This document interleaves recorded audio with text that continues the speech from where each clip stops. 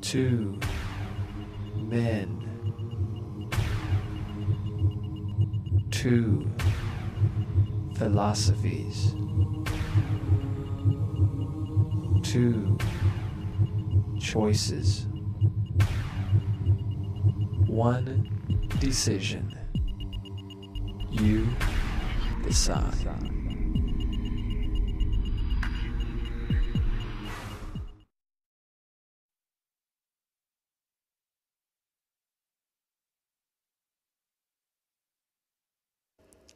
We hope you enjoy this particular videotape of the debate I did against Professor William Moore at the University in Detroit at Wayne State University.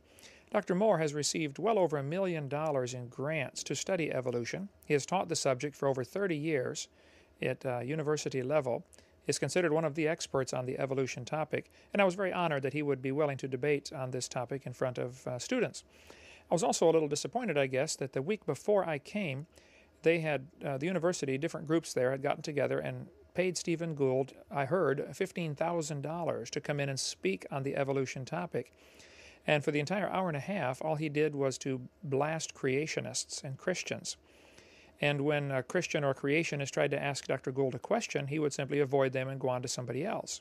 Several of my friends were in the audience and told me it was certainly not done fairly at all, and I'd be very willing to debate Dr. Gould or any other professors on the evolution topic. But here you will see as Dr. Moore, one of the world's experts on evolution, debated against me in front of a packed crowd there at Wayne State University. We hope you enjoy this debate. I want to thank Dr. Moore for coming. It's, I think, only fair that students see both sides of such an important topic as the origin of man, the origin of the universe, where we came from. I am honored to be here. I will tell you right up front my position, where I'm coming from. I believe the Bible to be the infallible, inspired, inerrant word of the living God. I believe it from cover to cover. I even believe the cover says Kent Hovind. I believe that. And I didn't always believe that, but the more I study this, the more convinced I get. Now, this is not a debate between science and religion. Both views, creation and evolution, are religious. You must believe in quite a number of things to be a creationist, and you must believe in quite a number of things to be an evolutionist. Neither is going to be provable scientifically. Now, what you believe, though, is extremely important.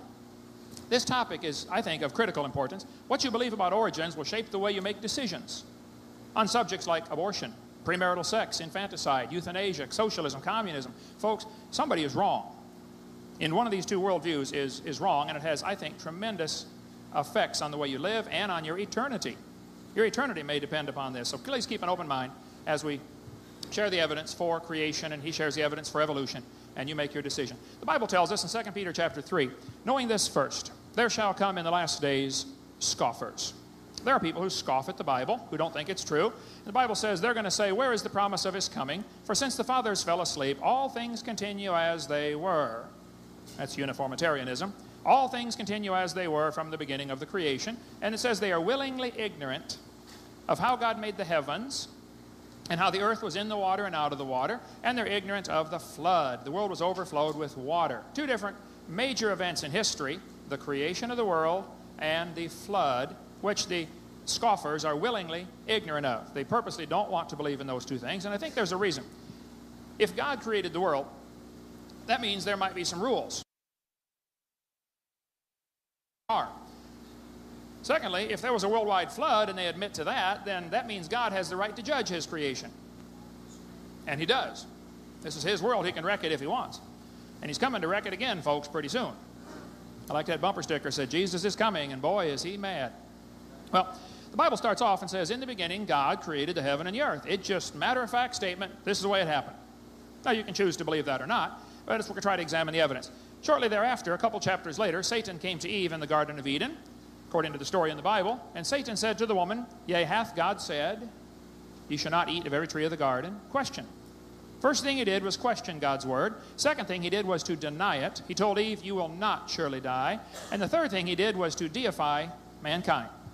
He said, Eve, if you eat off that tree, ye shall be as gods. And I contend that right there is where the whole idea of evolution got started. It didn't start with Charlie Darwin. It started with Satan in the Garden of Eden. He wants you to believe we are slowly evolving toward godhood. And here's why. If the creation story is true, then man is a fallen creature and he needs a Savior. But if the evolution story is true, we are not a fallen creature. We are an evolving creature. We're getting bigger and better. Someday we're going to be God ourselves and sail around the universe and discover new life forms like Star Trek. These two worldviews are polar opposite. They couldn't be more different, and there is no compromise between the two. Adolf Hitler said, if you tell a lie long enough and loud enough and often enough, the people will believe it. I think that's what's happened, folks, in our textbooks. I taught science 15 years. I have a gigantic collection, hundreds of public school textbooks from just about every major publisher, even from many countries, from many grades. There's lots of good science in the textbooks, okay? I like science. Don't accuse me of being against science. The problem is, we've got some poison mixed in with the science. Did you know beer is often sold at football games? Beer has nothing to do with football. And beer does not become athletic by association with the football.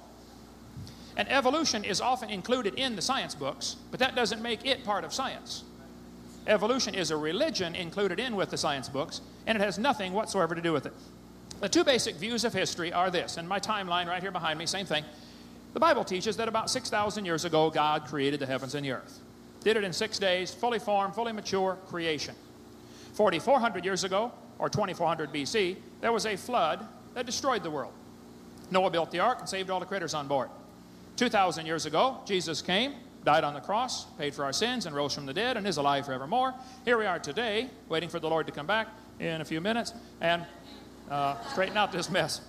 The evolution view is very different. They think it all started 20 billion years ago with a big bang. The Christians believe in the beginning God.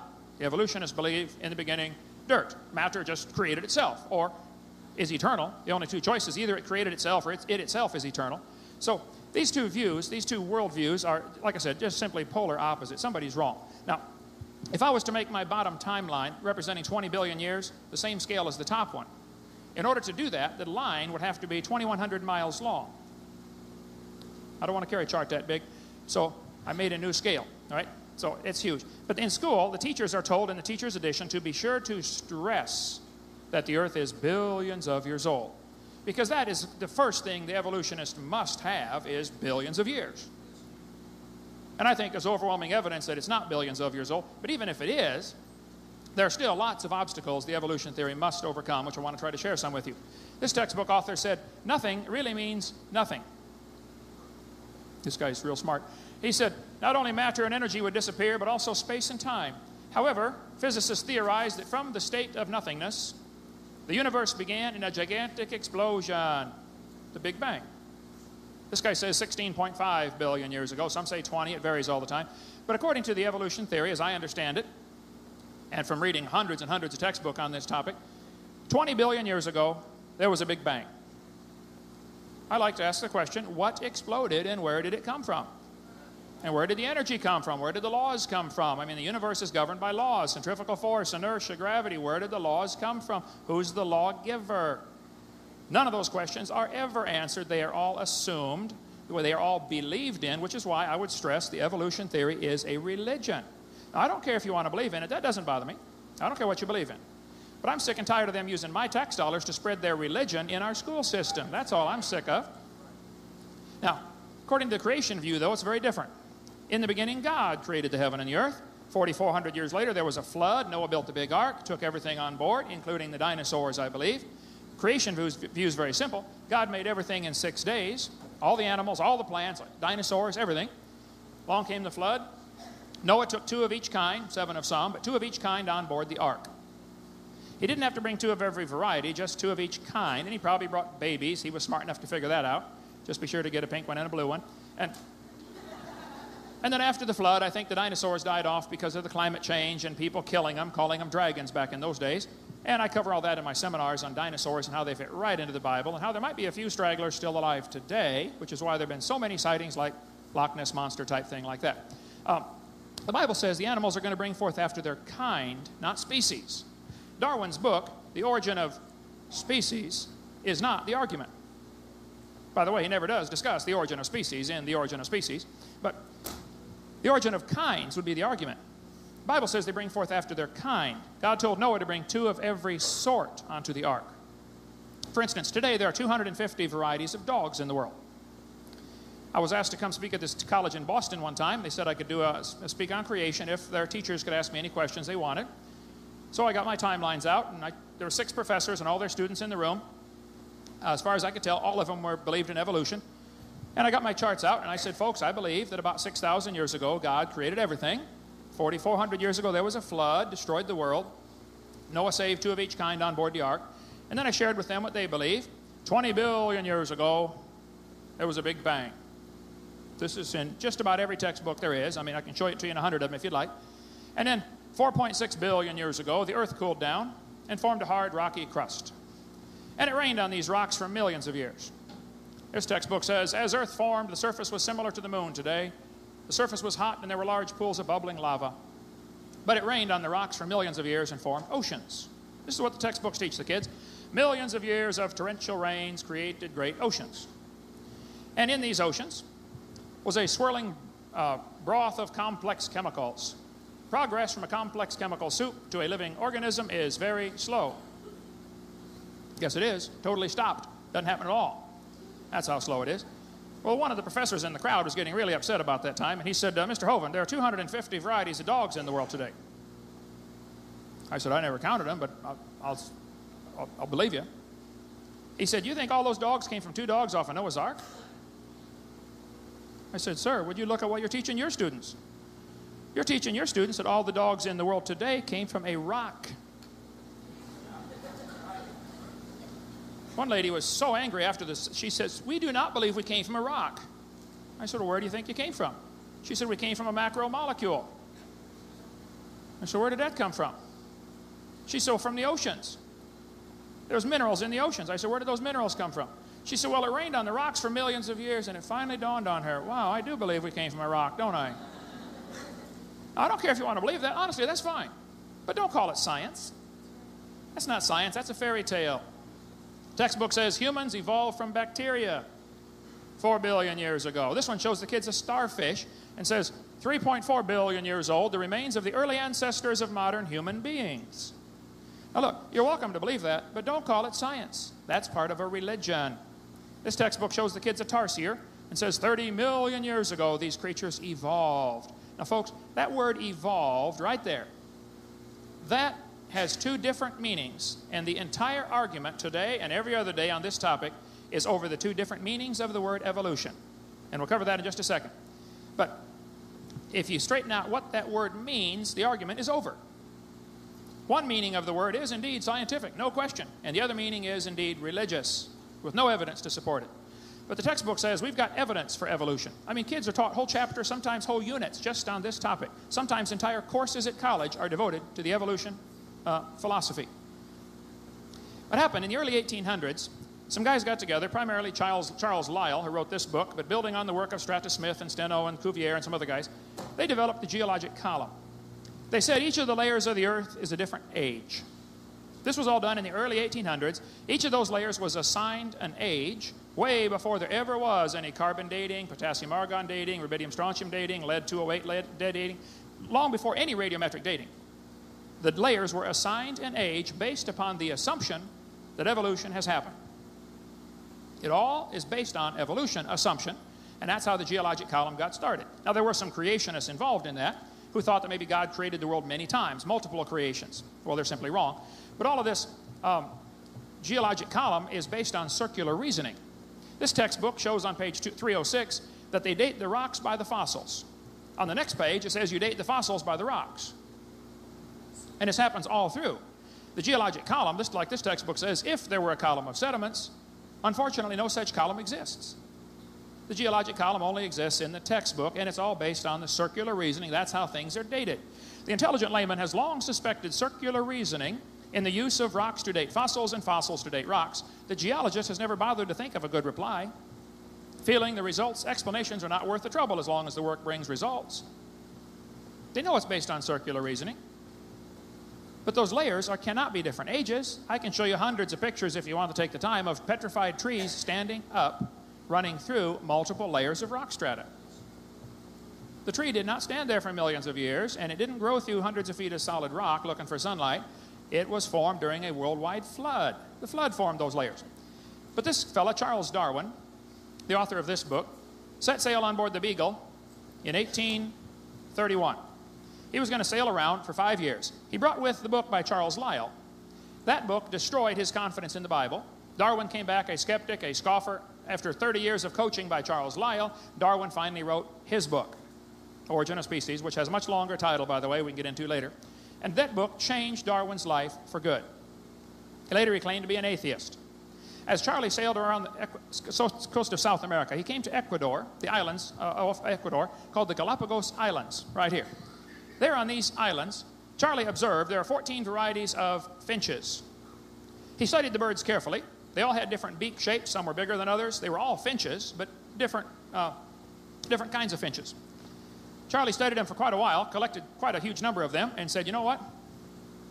I think all of these birds had a common ancestor. I bet you're right, Charlie. A bird.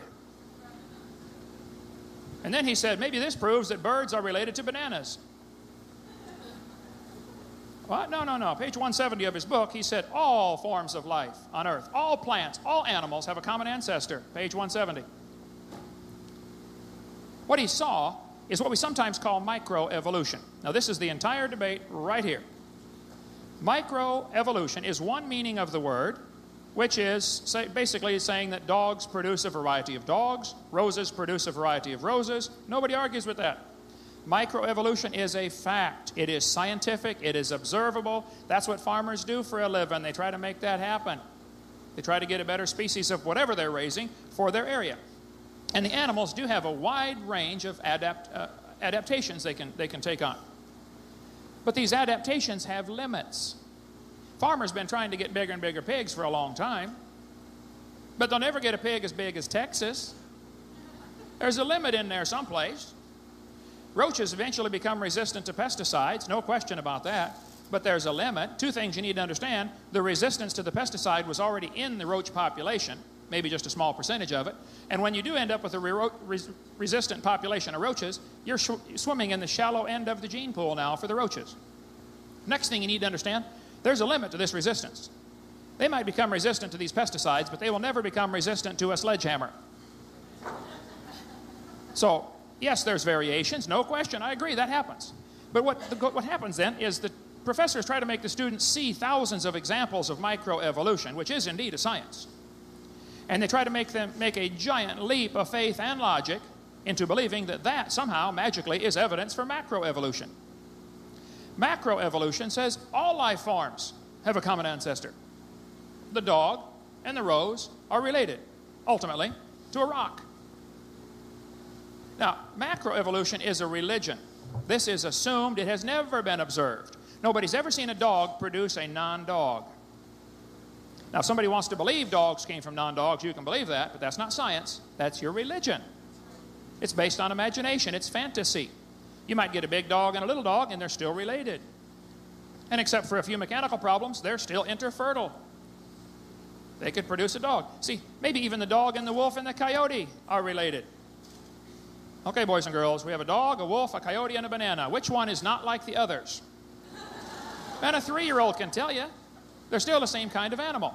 Probably the horse and the zebra are related. I wouldn't argue about that. Stand 30 feet away and look at it. It's obviously not a banana. We're dealing with the same kind of animal here, folks. So the whole problem is, as I've seen it in my debates, and I do thousands of radio and TV talk shows, the evolutionists always are able to give hundreds of examples of microevolution. And then they want you to believe that this somehow proves macroevolution. And students are deceived by this by the thousands every day, because the professor says, well, look, we see this, these rabbits became resistant to these pesticides. Or the rats, we got the super rat in Chicago became resistant to the pesticides. Well, yeah, still a rat. It's not evolution, folks. It's a variation. It's microevolution. Don't be confused by that.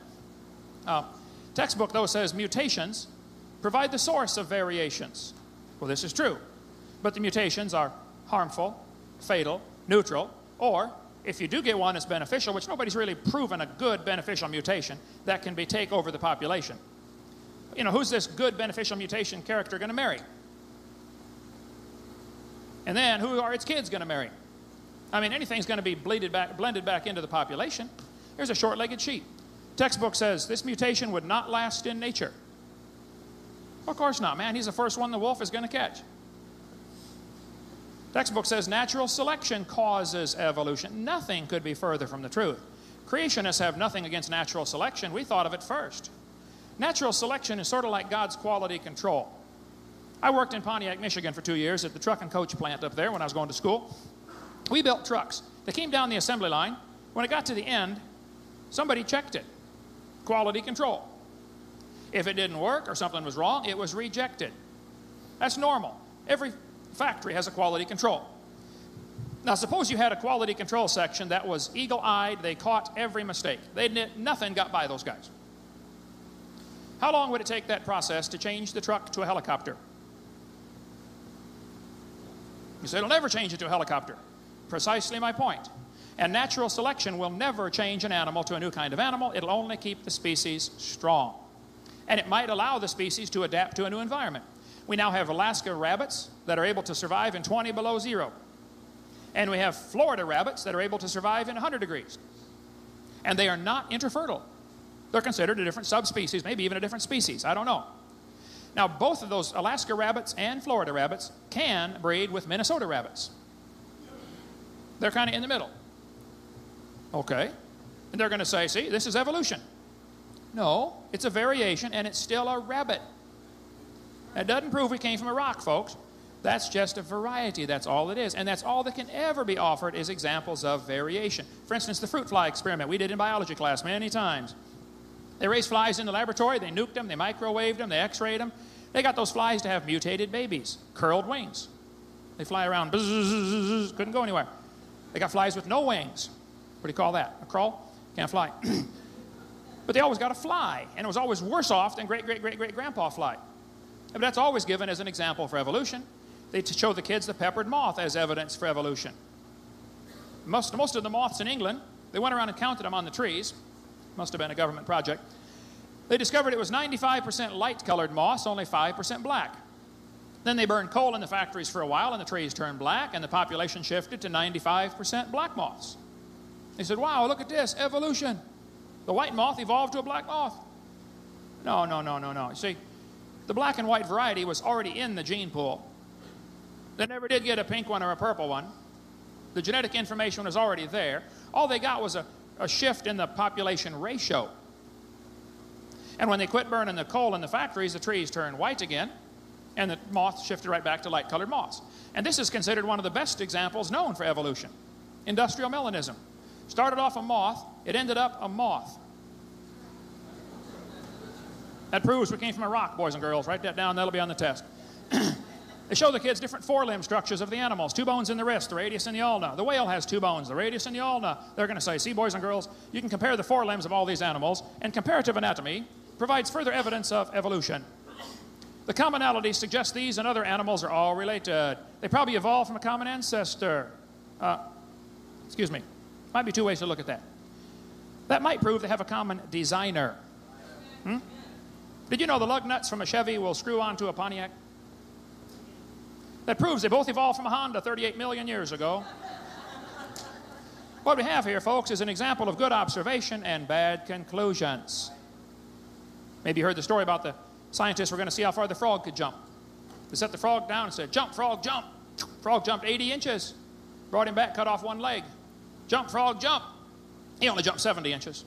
Brought him back, cut off another leg. Jump, frog, jump. He only jumped 60 inches. Brought him back, cut off his 3rd leg. Jump, frog, jump. He only jumped 50 inches. Brought him back, cut off his last leg. Said, jump, frog, jump.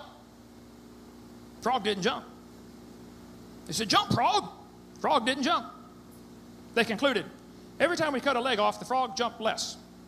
Therefore, we feel that when you take all 4 legs off of a frog, he goes deaf. Now look, you got a good observation, but that's the wrong conclusion, all right? And the commonality of the forelimbs of the animals is a good observation. I agree with that. But it's not a good conclusion to conclude they have a common ancestor. They got a common designer. Very few things anger me about the evolution theory more than this idea of the human embryo having gill pouches. Made up by Ernst Haeckel in 1869, proven wrong in 1874. He faked the drawings of the embryos, made up a phrase, ontogeny recapitulates phylogeny. It was proven that he lied. There's the real pictures of these embryos compared to his drawings up above. I mean, it was a total fraud. He finally confessed to fraud at his own university. They had a trial against one of their professors. He confessed to drawing from memory and was convicted of fraud at the University of Jena, 1874. But the idea of ontogeny recapitulates phylogeny, or the human embryo having gill slits, or going through the stages of evolution during development, is still in textbooks today, and I guarantee it's in this university right now, proven wrong 125 years ago. I was going through some stuff in the textbooks that's not true one time, and one professor said, well, what would you replace it with? What he was trying very hard to not say is, we want the kids to believe this evolution, and these are the only examples we have, and if you take these away, they might not believe in evolution. Precisely the point. Look, if you got some evidence for animals changed into a different kind, I'd like to see it. But if you don't have any evidence, then quit teaching it as science and call it a religion. That's why for many years I've offered $10,000 for anybody with any real scientific evidence for evolution. I'd like to see it. I'll write you a check. There is none, folks. There's lots of evidence for microevolution, but that's still a variety. It's the same kind of animal. This is kept in the textbooks, I think, because that's the only way to justify abortion. They want to say it's not a human yet. Well, it's a human the instant it's conceived, and abortion is murder, plain and simple. And I'll stick by that one with anybody. Time up. Textbooks say we have appendix, which is a vestigial structure. One of the evidences for evolution is supposed to be vestigial structures. Now think about that logic. They'll say, boys and girls, you are slowly losing something. Which is not true, by the way. There are no vestigial structures. But they'll say, you're slowly losing something. Okay. See, that proves evolution. Well, hold it. That's the opposite of evolution.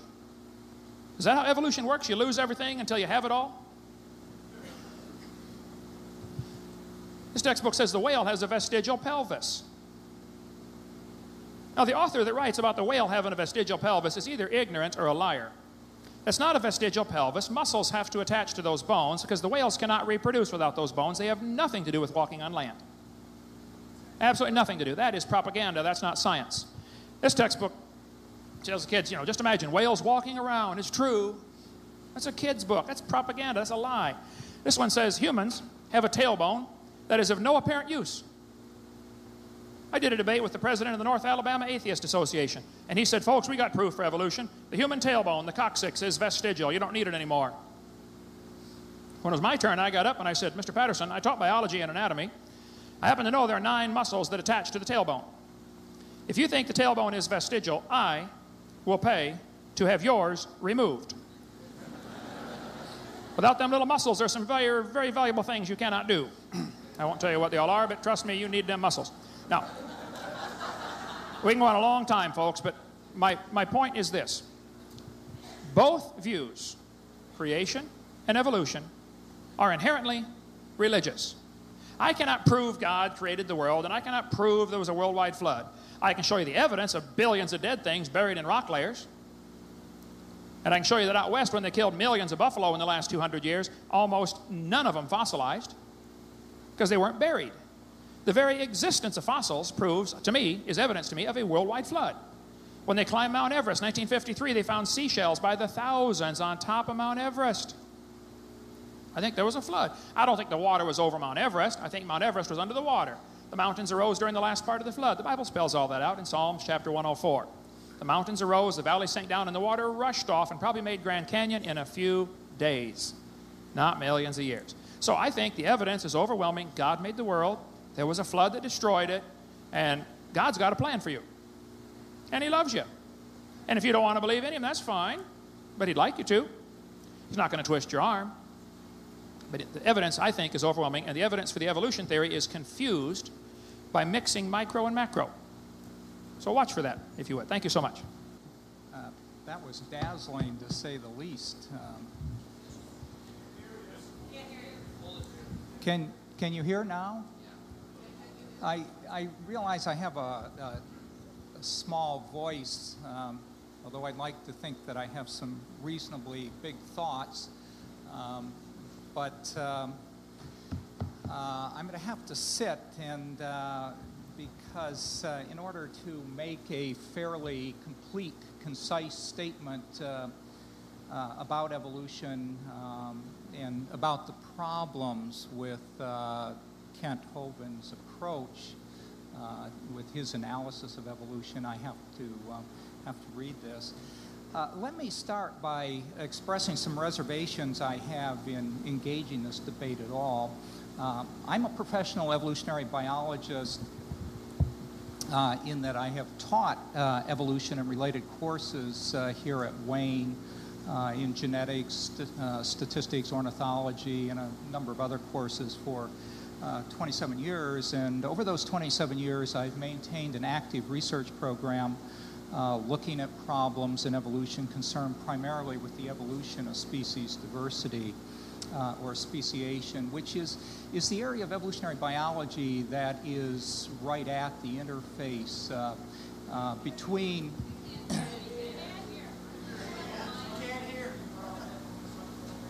I had to hold it real close. It's on. Just... I can try. Is that better? Okay, let me try holding that. I was just saying that my area of research focuses on speciation, which is at the interface between what Dr. Hovind characterized as micro and macro evolution, the distinction as he characterized it between science and religion.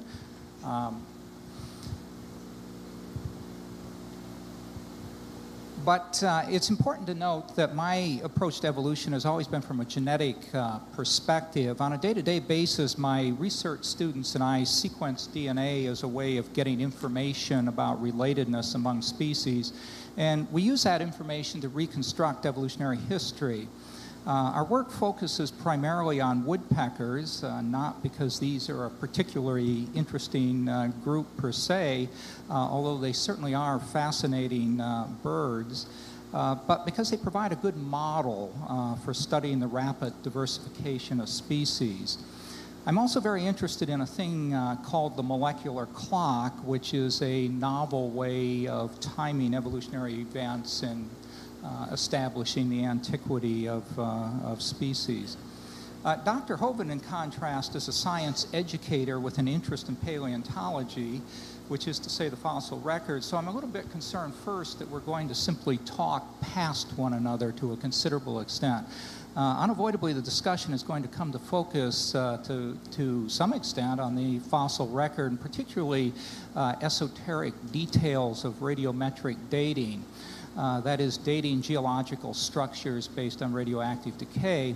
And in this sense, you would have done much better to have gotten someone from the geology or physics department than me. Moreover, Kent is a young Earth creationist, which means that he believes the Earth is about 6,000 years old, as he indicated. And it seems to me that the debate boils down to his defense of that notion. This in turn means that we may hardly talk about some of the most interesting ideas in evolutionary theory, the philosophies and histories of science and religion, and the interface between the two. I'm also concerned because this is the first debate of this sort that I've engaged in, whereas Kent is a professional creationist debater. He actually makes his living doing this, which is amazing. Amen. I had the disconcerting experience last spring after agreeing to participate in this debate of receiving a number of email messages and phone calls from individuals and groups who seem to be professional anti-creationist debaters. Somehow word of this had gotten out on the internet, and some of these people seem to view these debates with much the same intensity and decorum as I remember Michigan State Notre Dame football games when I was an undergraduate, or maybe Notre Dame Southern Methodist games, or Southern Methodist Brigham Young games. I'm not sure. And I'm beginning to get that sense from the audience that that's what we're engaging here. It was also clear that the anti-creationists view Kent as the Hulk Hogan of creationist debaters, and that I best be prepared for a real pummeling. At about the same time, I spoke with Kent on the phone. He briefly told me about his belief system, that he was a young Earth creationist. He was very cordial, expressing none of the threatening mannerisms of a professional wrestler. But I was startled at one point in the conversation when he announced that he was going to convert me. So here I am, a novice debater about to get in the ring with an intellectual Hulk Hogan, and if I lose, I must submit to his belief system. Perhaps this is the true meaning of midlife crisis. Well, let me begin to disappoint right away by saying that I don't view this as a debate, but rather as an opportunity to explore some interesting ideas, some interesting cultural conflicts, and certainly Kent pointed to those, and some interesting philosophical conflicts. I also view this as an opportunity to fulfill in a very small way an obligation I feel I have to Wayne State students. I've taught at Wayne many, many years. I know that most of our students, most of my students, live at home and often live in two cultures. On the one hand, they attend a large, modern, very culturally diverse, secular university where science is taught hard, fast, and technical, with little class time devoted to reflection on the meaning of science and the conflict that a scientific worldview might have with traditional ideas. It's certainly not my intention to change anyone's worldview per se. I'm not going to convert you. But on the other hand, we have failed as university educators if you do not emerge from university with a different perspective. I mean, how can one learn about probability theory, the genetic basis of life, the intricate molecular mechanisms of cells, development in the sense of embryology, and yes, evolution, and not have a changed view? And so I view this debate as an opportunity to explore some of these conflicts. And as pummeled as I may be at the end of the debate, I'll be happy if I believe some of you have left with some understanding of the nature of the differences between the scientific method as philosophical system and theologically based philosophical systems. Actually, the college professor wells up in me and is telling me that I should probably give you a pop quiz at the end of the class. And I must say that Kent's introduction certainly fans those flames because he portrayed a very incorrect statement about what science is.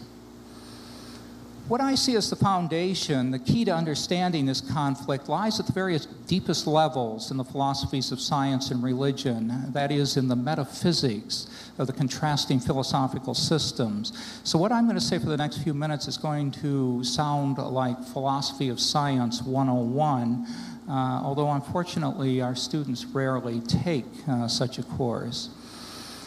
I also point out that I use the word metaphysics not in the sense of listening to New Age music, burning incense, and eating vegetarian pizza, but rather as that area of philosophy that deals with first principles, with those things that cannot be deduced or proven to be true. We simply take them to be true by assumption or supposition. We might say, for example, let's suppose that the geological forces of erosion, volcanism, glaciation, et cetera, that we see operating today have always worked in the same way. What could we learn from this? What would this lead to as a set of inferences about the Earth's history that may seem sensible? We can't really defend these assumptions, and Kent has pointed this out. We can't prove it to be true. We can't simply make it a part of our, we can simply make it a part of our philosophical system and see how successful that system is in leading us to new discoveries. This is essentially what geologists did in the late 18th and 19th century, and this led to the very first inkling that the Earth must be a pretty old place. At the base of science, I think, is a very small and clear set of first principles, the metaphysics of science. And that leads to the so-called scientific method. If I could have the first overhead.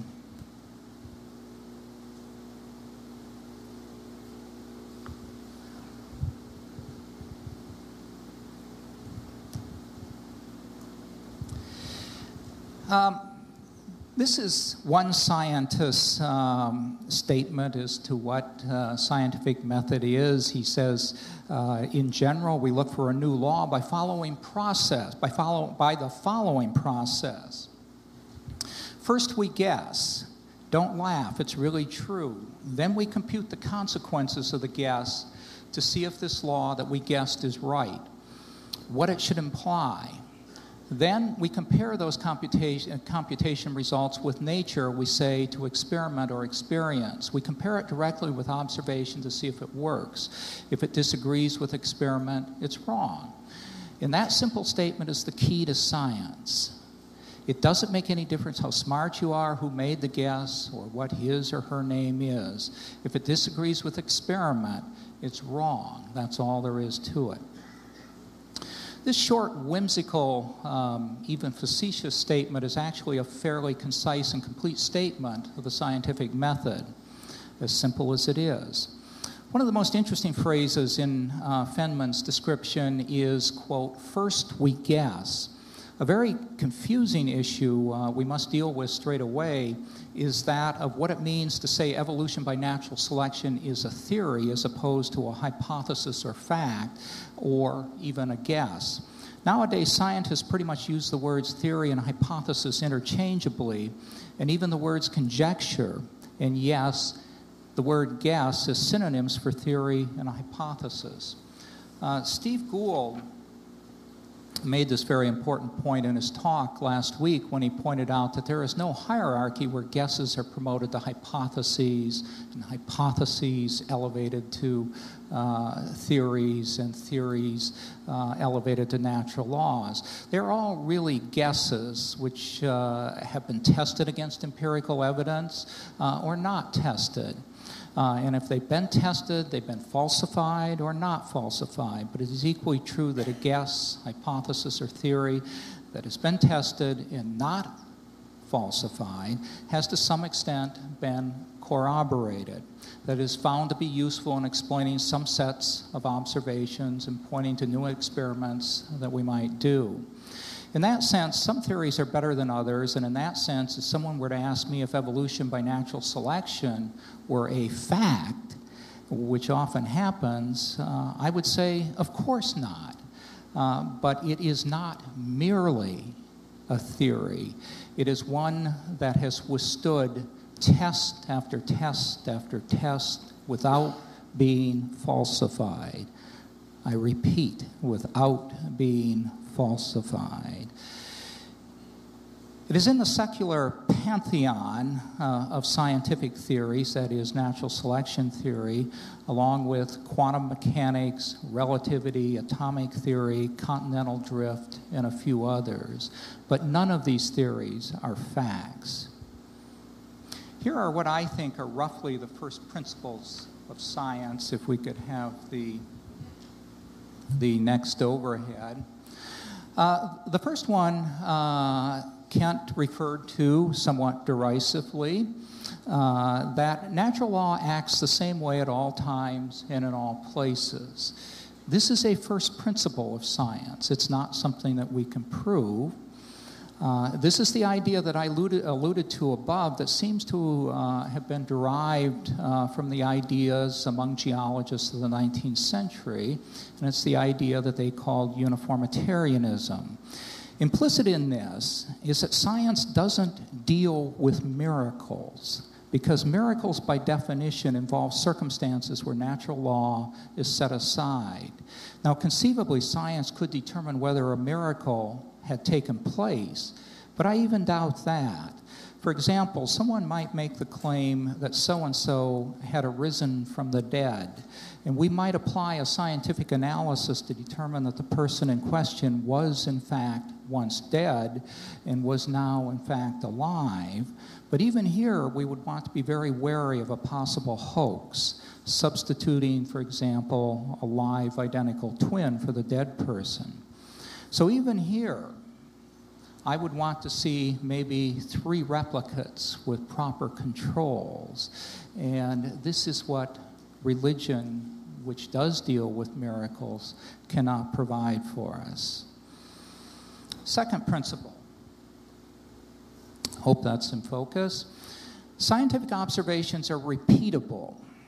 This arguably is more a corollary of the uniformitarianism principle than a distinct first principle, because it follows that if natural law acts the same way at all times and in all places, that I or anyone else can repeat the experiment. When I submit a paper to a scientific journal for publication, it always has a materials and methods section that describes exactly what I did to get that particular result. If it doesn't have a materials and methods section, it would be immediately rejected. In contrast, one never sees a materials and methods section in a religious tract. It just doesn't work that way. Third principle, scientific theories must be testable, and to be more explicit, they must be falsifiable. And this is the heart of the scientific method. I alluded to this a few moments ago, and this is perhaps the central tenet of the scientific method, Popper's so-called line of demarcation between science and non-science, between science and religion. Implicit in this is that a scientific theory must be tested, or must be stated, in addition to being tested, it must be stated with sufficient clarity, precision, detail, and internal consistency that one can deduce singular, unequivocal predictions from the theory that are testable against the empirical evidence. The book of Genesis suffers badly in this regard.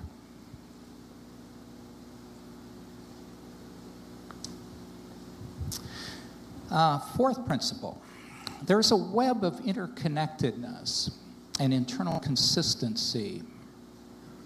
Theories in all branches of science must be consistent with all the theories and empirical evidence in all other sciences. Thus, the theory of evolution by natural selection must be consistent with genetics and cell biology, but also with geology and physical chemistry and so on. If this isn't true, there's something wrong with one of the theories or some of the data. So a really interesting example of this involves the history of Darwin's theory itself, which, although somewhat initially successful, that is Darwin's theory, the publication of the joint Darwin-Wallace papers in 1858 and the publication of The Origin of Species in 1859, Darwin was essentially dead by the year 1900, so proclaimed by Alfred Wallace himself. Why was it dead? Because it was inconsistent with a widely accepted theory of the age of the earth and an incorrect theory of inheritance based on the notion of blending inheritance. The theory of the earth's age was promulgated by Lord Kelvin of the temperature scale, one of the most prominent physicists of his era, had actually miscalculated the age of the Earth based on its rate of heat loss, giving Darwin only 24 million years for evolution, which even Darwin thought inadequate. It turned out that the physicists based their calculations on an incorrect theory, and that Darwin was right when he wrote in a letter late in his life that he somehow sensed the age of the Earth was greater than Kelvin had allowed. Kelvin made his calculations very shortly before actually, the discovery of radioactivity, and the vast store of energy in the nuclei of atoms had not been taken into account in his calculations. The problem of blending inheritance, which Kent alluded to also, is that is the problem, not the blending inheritance itself, is that selection operates on genetic variation, and it certainly does. But as sexual reproduction blends away variation, as Kent suggested, there would be nothing for selection to operate on, and this indeed would be a problem because Darwin's theory requires that genetic variation exist in populations, and it comes into existence in population. But this was a falsification, as it were, of Darwin's theory towards the latter part of the 19th century. And Mendel's theory, which was rediscovered in the year 1900, provided a sound genetic foundation upon which a theory of natural selection could operate, and actually led to the rebirth of Darwinism, which is being so intensely battled by creationists today. Final point is that scientists are reductionists. That is, all natural phenomena can be explained in simpler terms. And I would say that scientists are incorrigible reductionists. This may not exactly be a first principle of science, but it's certainly part of the sociology of science, the culture of science.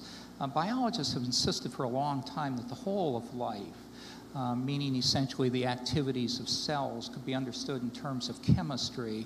And this has been dramatically confirmed in the past half century or so, and particularly in the past 2 decades with the extraordinary progress that has been made in cell biology, which is now pretty much called molecular cell biology. So life, as we understand it, is reducible. And I now want to just take a few minutes to briefly walk through the major classes of evidence, much as Kent did, that bear on the origins of species, the diversity of life in all of its complexity and all of its seeming adaptedness. On the one hand, and I want to look at neo-Darwinism, the theory of evolution, in contrast to creationist theory, in context of these metaphysical principles. On the one hand, we have neo-Darwinism that claims that the whole of the diversity of life evolved from a single or from a few initial forms, primarily by a process of natural selection operating on genetic variation, as characterized by the principles of modern genetics.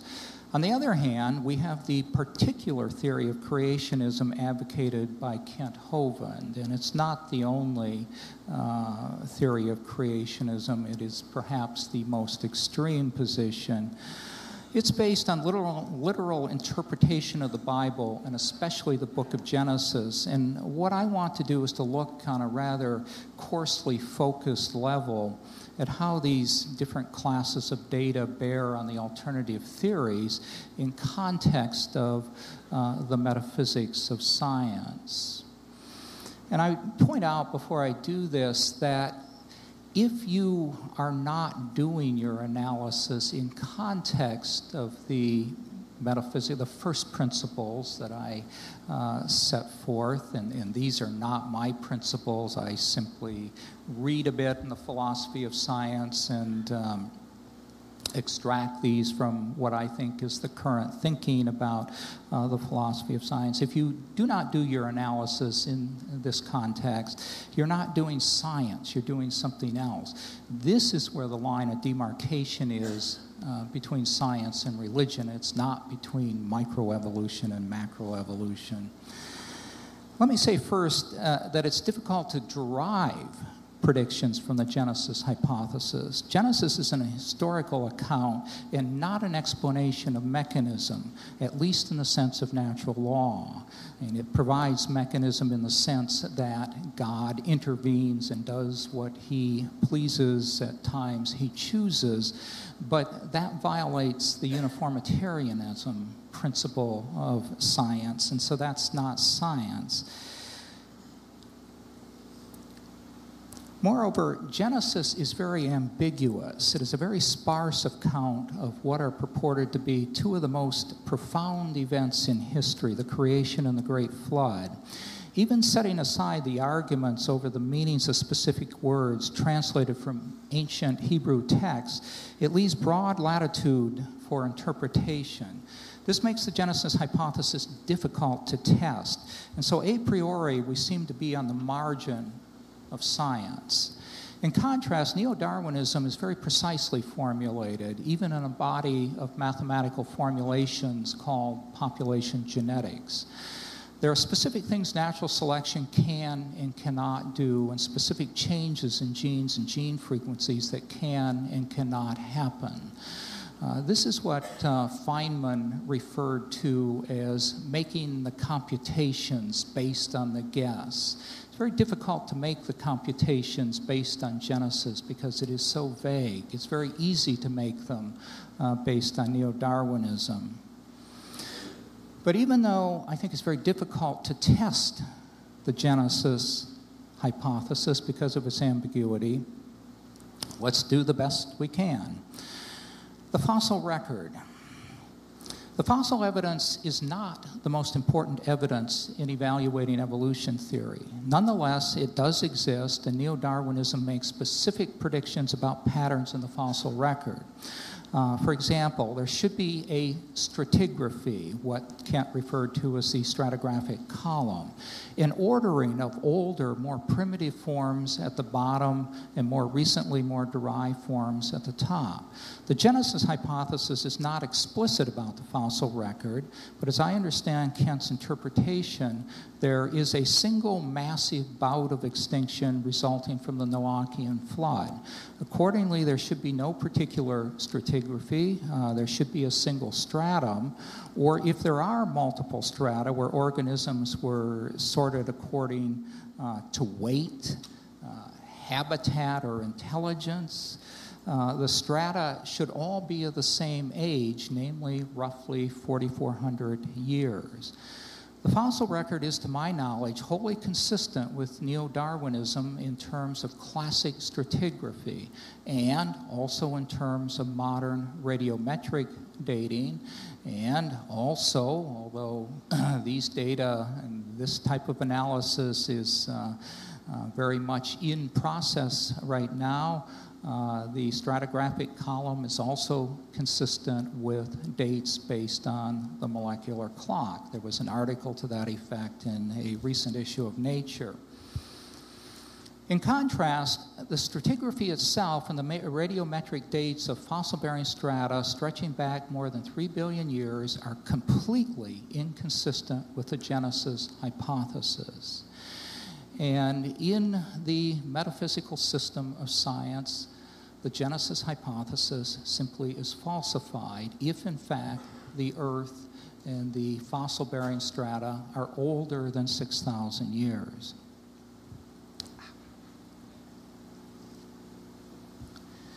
Biogeography, one of my favorite topics. The theory of evolution predicts that there should be strong correspondence between phylogenies, that is, the evolutionary histories of species, and geological events.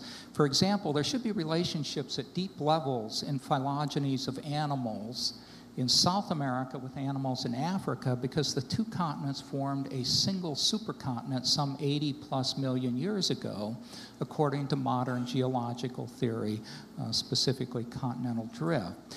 And there should be a more recent set of relationships with animals of North America, that is between North America and South America, because South America contacted North America through the Isthmus of Panama just 3.5 million years ago, and according to evolution theory, there was an interchange of numerous species and the evolution of species in South America from ancestors emanating from North America and vice versa. If you've ever seen a possum, and I'm sure most of you have that live in the metropolitan Detroit area, that is one North American species whose ancestors live in South America. And this biogeographic pattern, which corresponds very, very tightly with geological history, is exactly the pattern observed. It is exactly the pattern that neo-Darwinism would predict, and it is essentially confirmed. The Genesis theory, in contrast, says little or nothing about biogeographic pattern at this scale, and so it doesn't serve us very well as a scientific hypothesis or theory. Phylogenetic reconstruction. Based on the supposition that evolution has occurred, evolutionary biologists have devised rather simple methods for reconstructing evolutionary history or phylogenies. And I certainly admit immediately this assumes that evolution has occurred, and if it hasn't, we couldn't do this. A phylogeny is a branching diagram, a family tree that shows who is related to whom and the order in which species evolve. According to the theory of evolution, the branching order of phylogenies should correspond with the stratigraphic order of the fossil record and with the history of geological events. The data from the fossil record is, of course, incomplete, and for technical reasons, we are not able to reconstruct accurate phylogenies for all groups. Science always has a lot of holes. But the overall pattern very strongly corroborates this prediction. In contrast, the Genesis hypothesis says that all species arose, originated within a short period of time as disconnected acts of special creation. If this were the case, we wouldn't be able to reconstruct phylogenies at all. This is clearly not the case. Homology. The concept of homology is one of the most important in evolutionary biology. It is based on the idea, clearly articulated by Darwin, that according to the theory of evolution, all structures, anatomical, genetical, even functions and behaviors, must have evolved from previously existing structures in a common ancestor.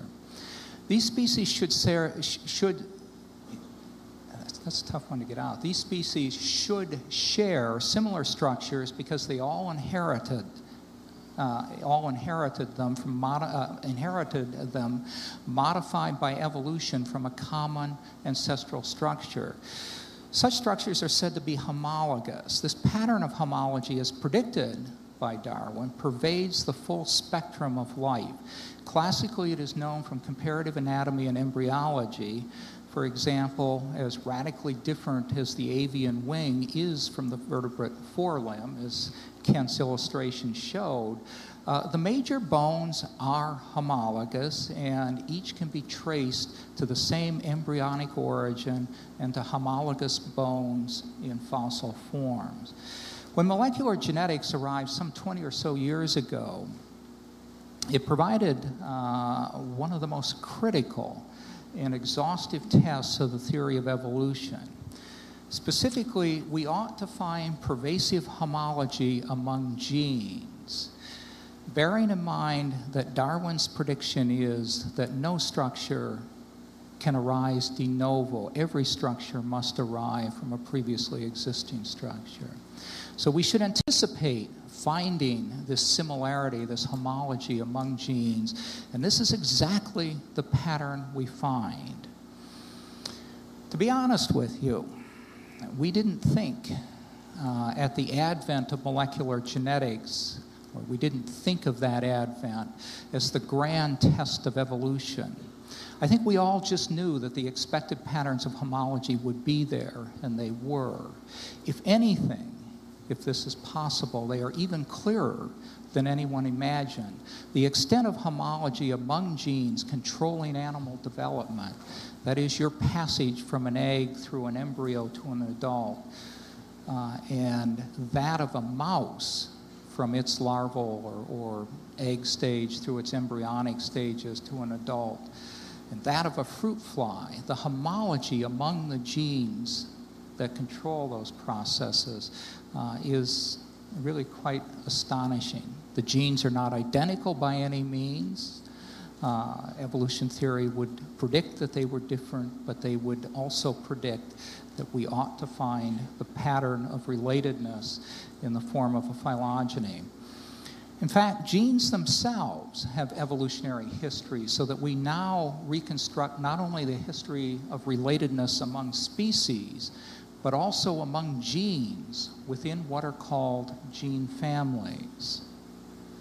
The globin gene family, each and every one of us has a large array of genes that code for our globins, which are important proteins in blood and in oxygen transport. The globin gene family is perhaps the best known example, but it is only one of a myriad of examples. And in fact, it is difficult to find a gene that doesn't belong to a gene family. If Kent wants to convert me from an evolutionist, all he needs to do is to show me a consistent pattern where genes within the genome appear to have arisen de novo, that is, are not related to other genes, or where genes compared among species are not similarly related.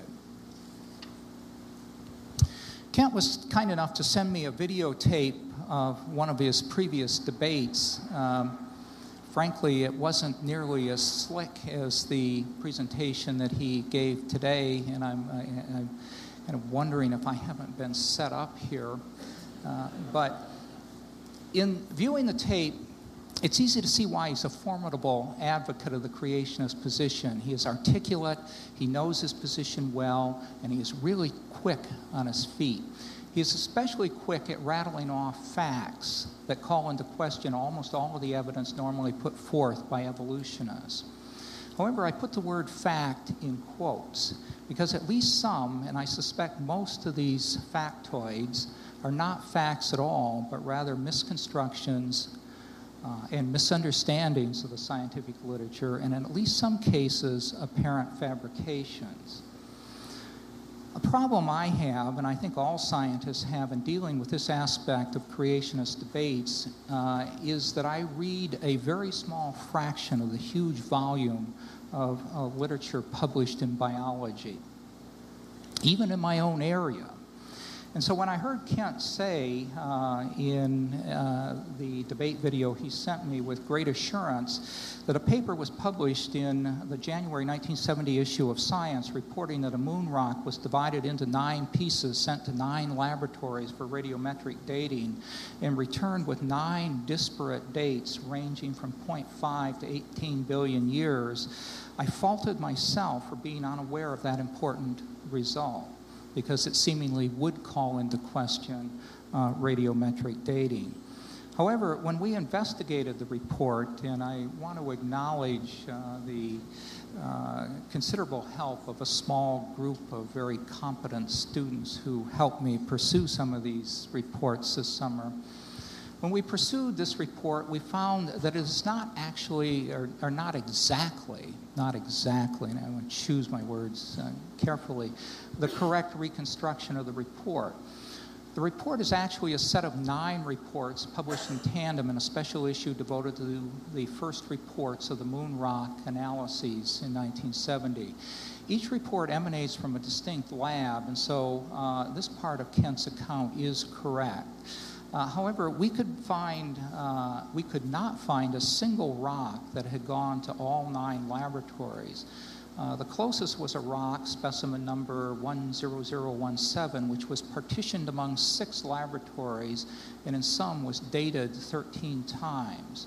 The dates on this specimen reported in this particular issue do range from 2.5 to 4.6 billion years. But the 2.5 billion year date is an outlier resulting from a well-known phenomenon in potassium-argon dating resulting from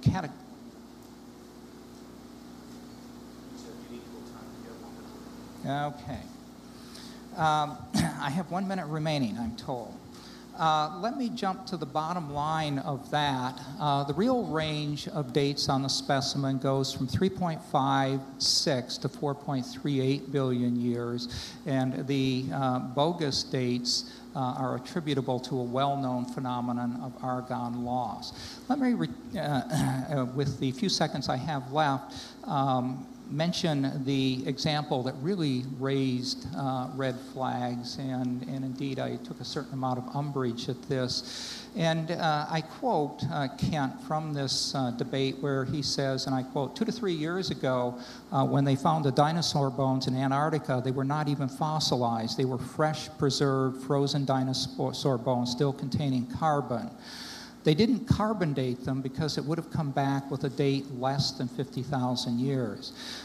This raised alarm flags in me because it is so close to my area that I felt that I would have known about this if it were a fact.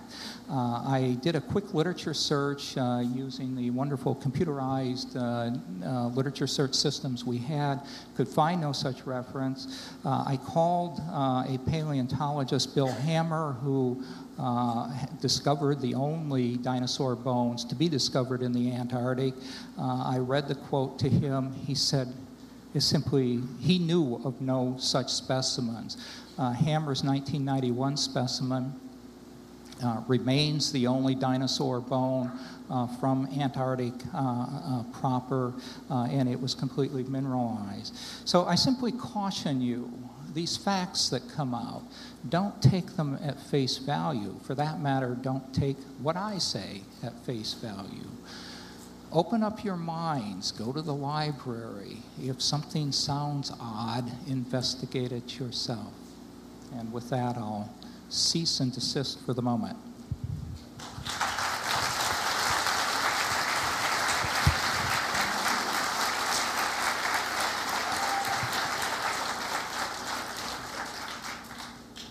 Thank you so much, Dr. Moore. I've got quite a list of things. We won't get through it in time, I don't believe. I'll hurry here. You said the presentation was dazzling. I appreciate that. This is all, by the way, not taxpayer funded. You say I take a most extreme position, believing the Bible is literally true. I plead guilty as charged. You said the presentation was slick. That, at least by most people, I think would be taken as kind of a backhanded slap. Quick rattling off of facts that are misconstrued, I would interpret that to be a lie. I would be glad to defend, anything I've said. Take one topic at a time. Professional debater, make my living at it. I paid $900 to get a ticket to come up here. I was in northern Michigan earlier this week, flew all the way home, spoke 6 times yesterday, came up here just for this debate. I'm not going to make a penny off of this. I don't make money off of this. It bothered me a little bit knowing that you for 30 years have gotten your salary from the taxpayers of this area to teach evolution theory, and I don't take a dime of taxpayer money. That seems to me something's wrong with all this.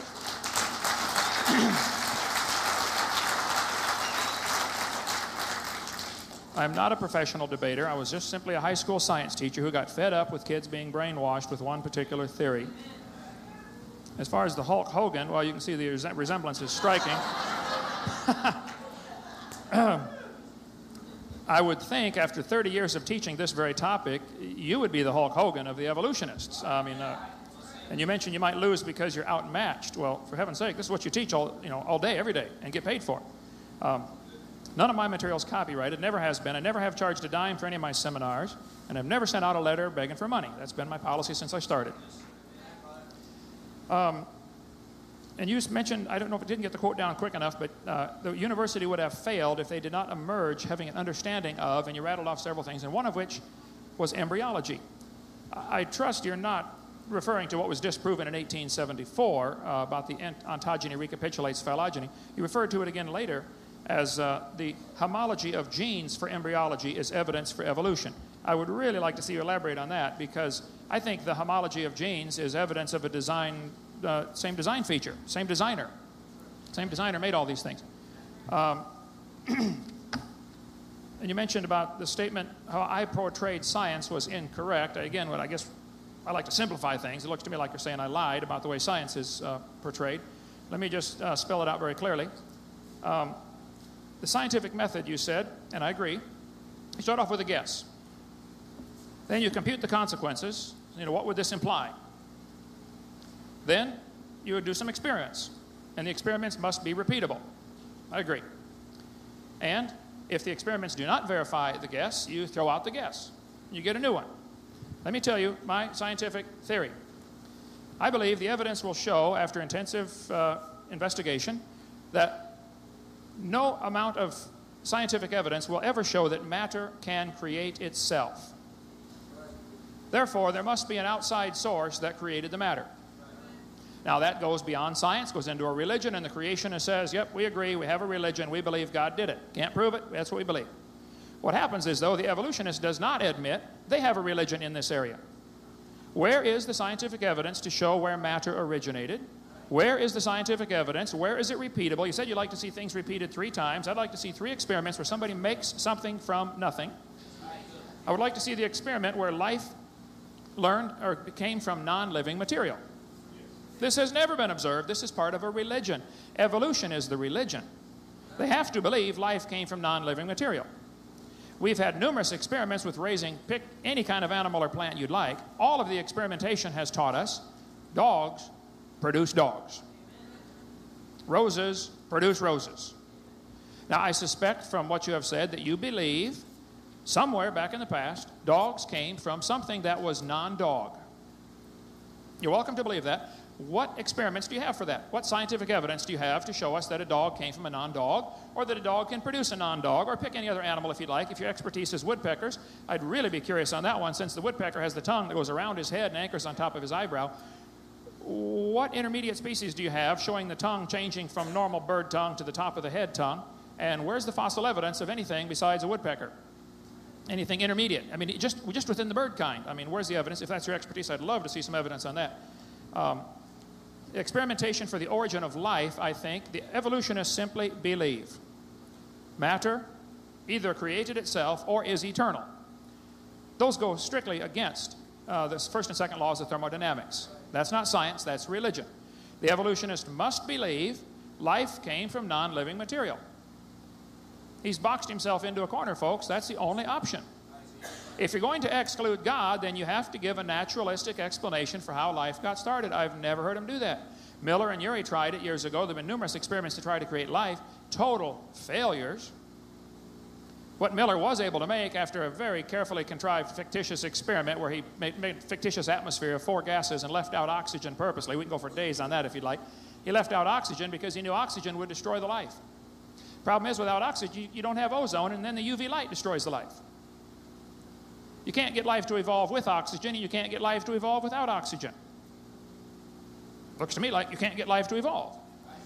What he was able to make after this experiment was done, and by the way, he trapped out his residue each time so it wouldn't go back through because it would be destroyed again. It's not a natural explanation at all. He was able to make 85% tar, 13% carboxylic acid, and 2% amino acids. The amino acids will bond quickly with the tar or the carboxylic acid and destroy them. All he made was basically 2 amino acids, a few of others, but basically 2. There are 20 required for life.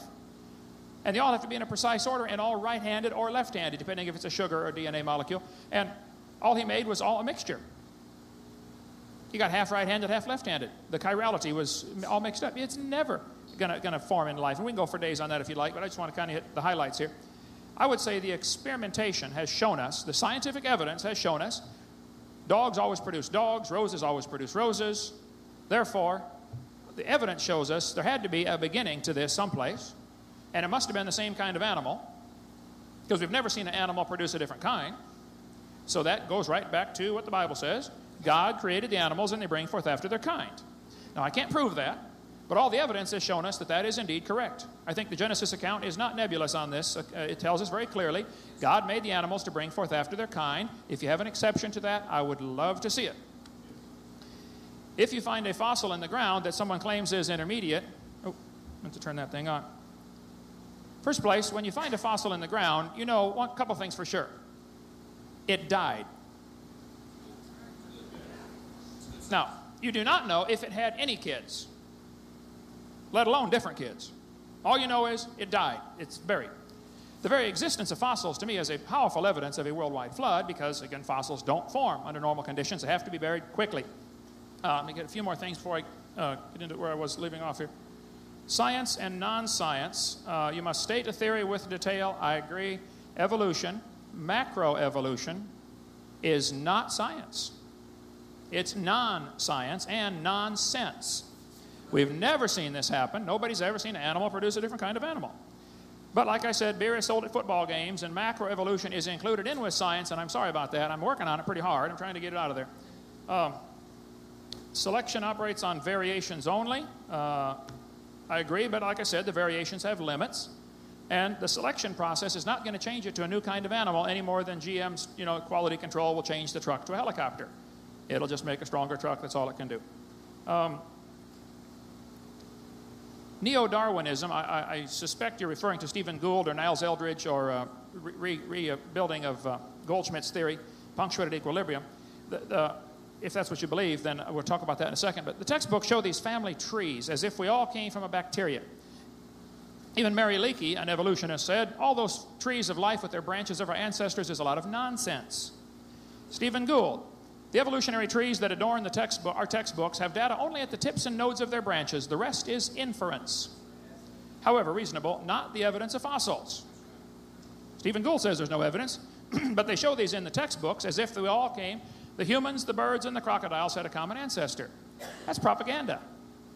That's not science. All we know is humans have produced humans, birds have produced birds, crocodiles have produced crocodiles. Now, if you want to believe they got a common ancestor, fine, but I resent letting my tax dollars go to have that be taught to the kids in our school system. Glencoe Biology says all the many forms of life on Earth today are descended from a common ancestor.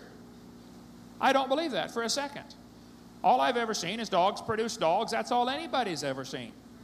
So what the evolutionist appeals to is time. Well, maybe it happened, billions of years ago, slowly. So in other words, because we don't see it happening, that proves it happened in the past. Well, try that in a court of law, see how far you get. The DNA structure, we'd love to talk about that. The human DNA is unbelievably complex. This DNA code you have, just the code from one person, if it's the DNA's chromosomes in your body would stretch from Earth to the moon and back 5 million times, coming out of 2 tablespoons. Unbelievably complex DNA code that we have. And we could talk about that all day if you like. Textbooks often show the kids that the horse evolved from a 4-toed horse. This is one of their evidences. It's in almost every biology textbook. What they don't tell the kids, and I think they should, is that the original so-called horse, the Eohippus, has 18 pairs of ribs. The Mesohippus has 15 pairs of ribs. Merohippus has 19. Modern horse has back to 18. They also don't tell them that the experts on horse evolution are saying this horse evolution has not held up to scrutiny. Here's the problems with it. Othniel Marsh made this up in 1874. He picked animals from all over the world. He arranged them in the order he thought it happened. He did not find them in that order. Modern horses are found in layers with and lower than the ancient horses. The ancient horse is not a horse at all. It's a hyrax, still alive today in South America. It's the size of a fox. It's a meat-eating animal. There's no relation. The ribs are different, the toes are different, the teeth are different. It's just pure propaganda to arrange them in some fictitious order. That is not the way they're found at all. Tulsa Zoo finally took out their horse evolution display because so many people complained about it being inaccurate. I think that's fair. Yale University still has theirs, and I suspect your textbooks here still have theirs. Because after all, what would we replace it with? Arranging things in order doesn't prove a thing, folks. If I get buried on top of a hamster, that doesn't prove he's my grandpa. The order of burial proves nothing. And I think the fossil evidence is indicating that there was a worldwide flood and it shuffled these things around for several months during this flood. And animals are... By the way, if I handed a geologist at your university a piece of limestone and said, would you please tell me if this is Cambrian limestone, Jurassic limestone, Permian limestone? I mean, limestone's found in all the different eras. How do you know the age of the limestone? There is only one way they can tell the age of that limestone. By the index fossils. The fossils determine the age of the rock layer it comes from.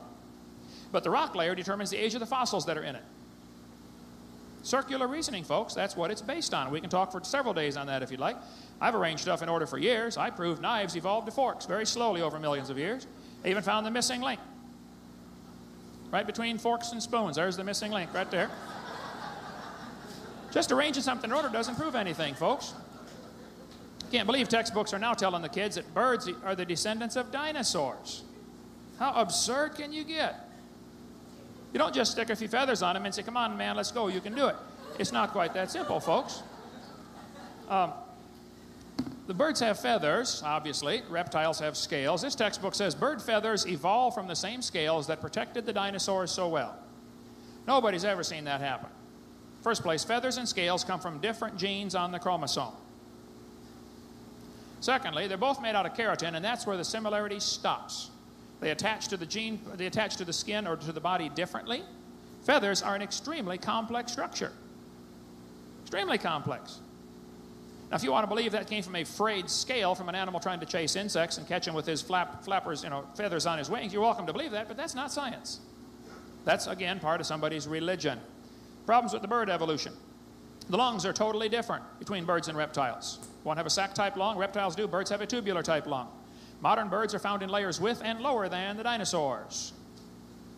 Scales and feathers attach to the body differently and develop from different genes on the chromosomes. Birds have a 4-chambered heart, reptiles have a 3-chambered heart. Reptiles lay leathery eggs. There are literally thousands of differences. I don't care if somebody wants to believe dinosaurs turned to birds. They can believe that if they want. But don't use my money to put it in our schools to teach it to my kids. Now, if these folks want to go start a private school and teach evolution to whoever wants to pay and come learn it, that's fine. But they know that endeavor would fall flat on its face in a hurry. So the only way you can push this evolution religion is to get all the taxpayers to pay for it in a university like this. That's not fair. Swinson, British Museum of Natural History, largest fossil collection in the world, said the evolutionary origin of birds is largely a matter of deduction. There is no fossil evidence of the stages through which the remarkable change from reptile to bird was achieved. But the textbook says, boys and girls, Archaeopteryx is evidence. This is the one they always use, Archaeopteryx. They say it has claws on its wings, which is true. So do 11 other birds, the ostrich, the hoatzin, the turaco, the ibis. Several birds have claws on their wings. And the example here that this proves he used to be a dinosaur is again saying, look, he lost his claws. Okay. That doesn't prove how he got them. That's an example of losing. Same thing with the teeth in the beak. Not many birds have teeth. Archaeopteryx and Hesperornis are the only ones I'm aware of. But some fish have teeth, some don't. Some reptiles have teeth, some don't. Some of you have teeth, some don't. Again, that doesn't prove anything. And that's another example of losing, not gaining. That's not an example that's going to help the evolution theory. Textbook says the coccyx, the tailbone, has no present function. Now, this author is either extremely ignorant of anatomy, or he's a liar desperately trying to find evidence to support his religion. I would be nice and call him stupid. I hope he's not lying deliberately, but he certainly is stupid about anatomy. The tailbone is not a vestigial structure. It'd be nice to have a tail, wouldn't it? Be able to come to the door with 2 sacks of groceries. Charles Darwin said, if my theory be true, numberless intermediate varieties must assuredly have existed. Page 211, right here. Well, Charlie, what have we found? Largest fossil collection in the world, British Museum of Natural History, Colin Patterson, responded to the question, why didn't you show us any pictures of missing links in your book? Colin Patterson responded, I fully agree with your comments on the lack of evolutionary transitions in my book, if I knew of any, fossil or living. That's interesting. Why would you include a living creature as a missing link? He said, I would certainly have included them. I will lay it on the line. There is not one such fossil. That's why the whole chain is missing, folks. It's not a missing link we're looking for. Even Stephen Gould said the absence of fossil evidence for intermediary stages has been a persistent and nagging problem for evolution. That's why he and Niles Eldredge have got their theory called punctuated equilibrium.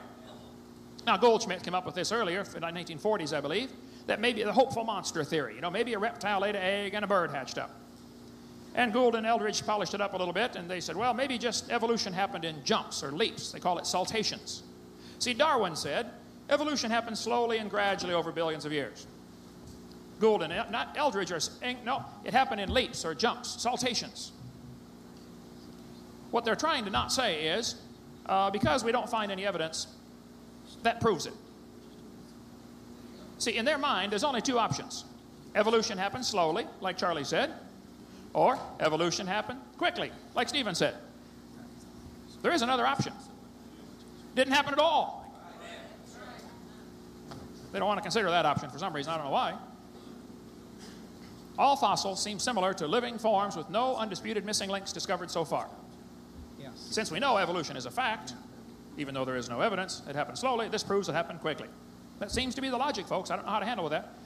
Professor at the Strasbourg Zoological Museum, can't pronounce his name, Bonauer, he said evolution is a fairy tale for grown-ups. The theory has helped nothing in the progress of science. It is useless.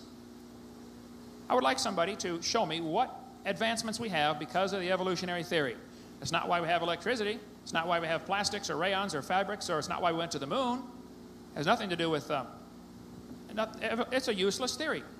Malcolm Muggeridge said, "I am convinced the theory of evolution will be one of the great jokes in the history books of the future. Posterity will marvel that so flimsy, dubious, and a hypothesis could be accepted with the incredible credulity that it has." Atomic Energy Commission. Scientists who go about teaching that evolution is a fact of life are great con men. The story they are telling may be the greatest hoax ever. In explaining evolution, we do not have one iota of fact. Charles Darwin said, "To suppose that the eye could have been formed by natural selection seems absurd." But the textbook says, "The complex structure of the human eye may be the product of millions of years of evolution."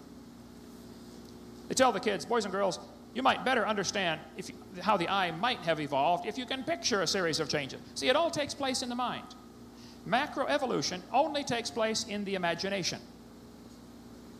We don't find any fossil evidence. We don't find any experimental evidence. It is purely a religion, and I think a silly one. But again, if somebody wants to believe that, that's fine. Just don't put it in our school system. The Bible says God formed the eye. 1 square inch of the back of your retina has 137 million light-sensitive cells.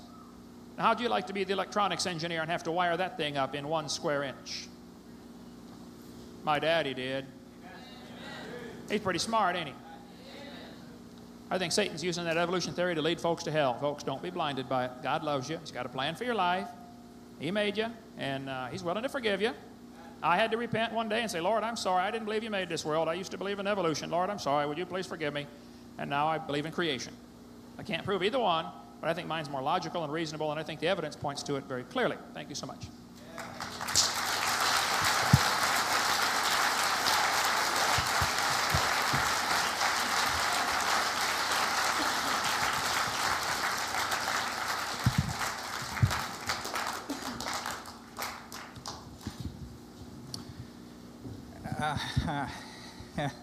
I'm beginning to sense why I drifted away from Christianity many years ago from that. Can't you have a copy of The Origin of Species? I think. Can I?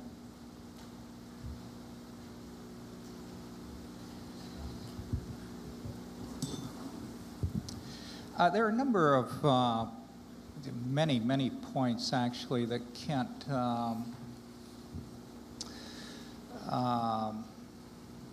raised that I'd like to speak to.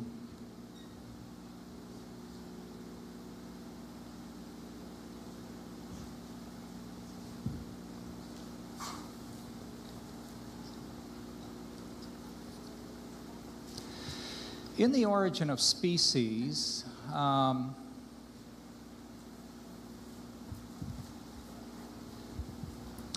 there's an interesting passage, and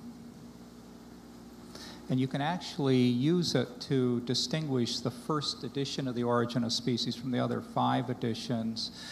It's actually the closing passage, which reads that there is a grandeur in this view of life with its several powers having been originally breathed into a few forms or into one.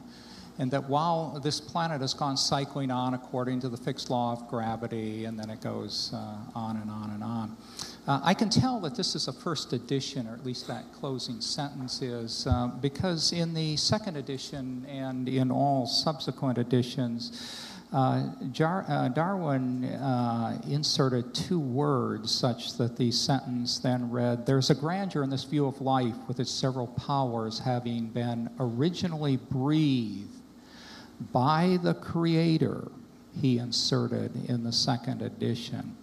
And I mention this only to make the point that evolution is not a theory about the origin of life in any strict sense of the word.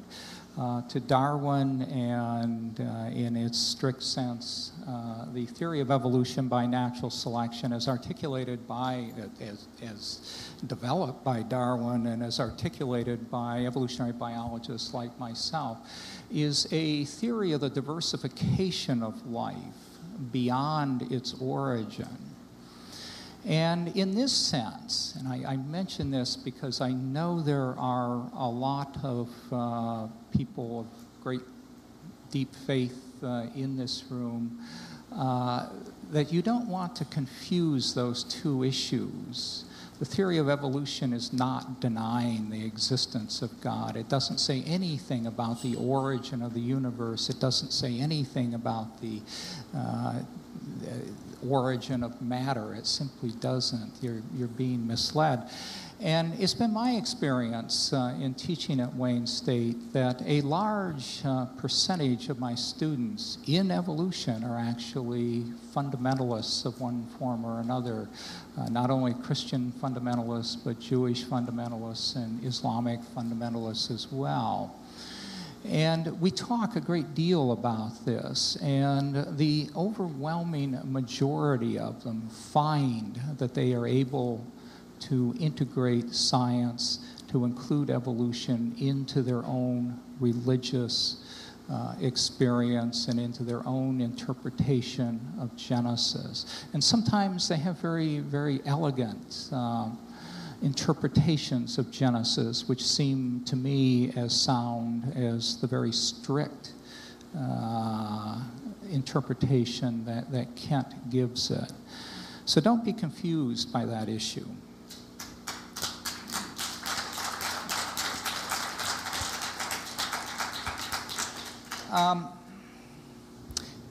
If I could just have my overhead, again, the one, I think it's the second one, the first set of the metaphysical principles.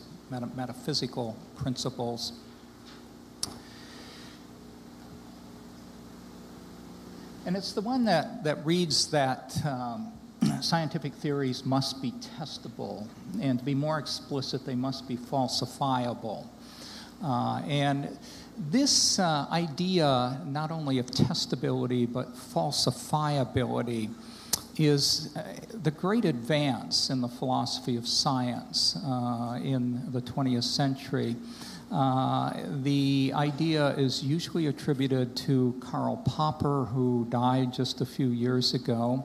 But certainly Popper's motivation came from the dramatic changes in the physical sciences that occurred when Einstein's theory of relativity came to replace the older concepts of Newtonian mechanics, because Newton's mechanics were thought to be such a complete, such a perfect theory that it was inconceivable that they could be wrong. And not only that, they have been verified by observation, by experimentation, by gathering empirical data over and over and over again. And yet, they proved to be wrong. And hence, there was this dramatic shift in the philosophy of science, the realization that there are theories that could be wrong, that make predictions that are correct. In biology, one theory we often look at in competition with Darwin's theory of evolution is a theory developed by Jean-Baptiste Lamarck, which is based on the idea of spontaneous generation of animals of life from non-life, and the inheritance of acquired characteristics, and then a strange sort of internal vitalistic driving force. And Lamarck's theory makes many, many, many predictions that are borne out. It has much the same prediction set as Darwin's theory does. But it also has some problems, some shortcomings, specifically experimental evidence where characteristics experiments were done, particularly by August Weismann in the 19th century, where he cut off rats' tails and did experiments like that and demonstrated that genes genes do not acquire characteristics derived from the environment. That is, acquired characteristics are not transmitted to the next generation. And so Lamarck's theory was falsified, even though it makes many, many predictions. It explains much. So what we need to do if we are to consider Genesis as a scientific hypothesis is to explore how it can be falsified. That is the essence of science. What sort of predictions does it make that we could test against empirical data and either corroborate the hypothesis or falsify it? And one of those predictions, at least in Kent's interpretation, is that the Earth is 6,000 years old. Now, if that were the case, we would have found that to be the case using radiometric dating methods. When we do that, we find that the oldest rocks on Earth are something of the order of 3.8 billion years, not 6,000 years. And even here in Michigan, we have bones that we can carbon date that are more than 6,000 years old. And so I don't see how, within the scientific methodology, one can say that creation as a theory is anything but falsified.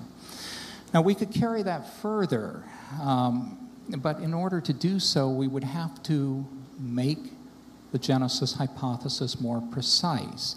And one of the terms we've got to pin down is this word, this term, kind. What is a kind?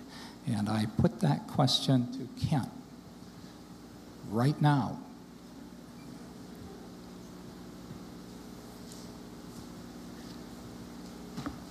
Yes, please speak. On my time. On your time? You may speak on my time. Oh, okay.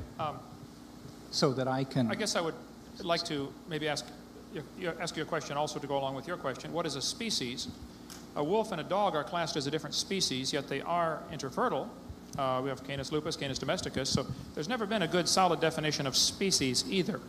I would say the average 5-year-old could tell you if two animals are in the same kind. For instance, if you get a horse and a zebra, they're probably the same kind of animal. But a horse and a banana are not. So I think it would go back to the micro-macro evolution. All we've ever observed is animals bringing forth after what anybody of average intelligence would consider the same kind. A Great Dane and a Chihuahua, though they're very different, are still the same kind of animal. So I can't give you a solid definition of the word. I can tell you things that obviously are not the same kind, the horse and the banana.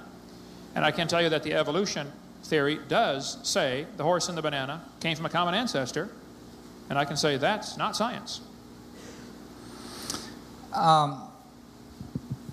But it seems to me that if God created kinds and revealed this in Genesis, that it should be known with sufficient precision that you'd be able to begin to state some of the properties. Specifically, what I'm looking for is what the genetic boundaries might be.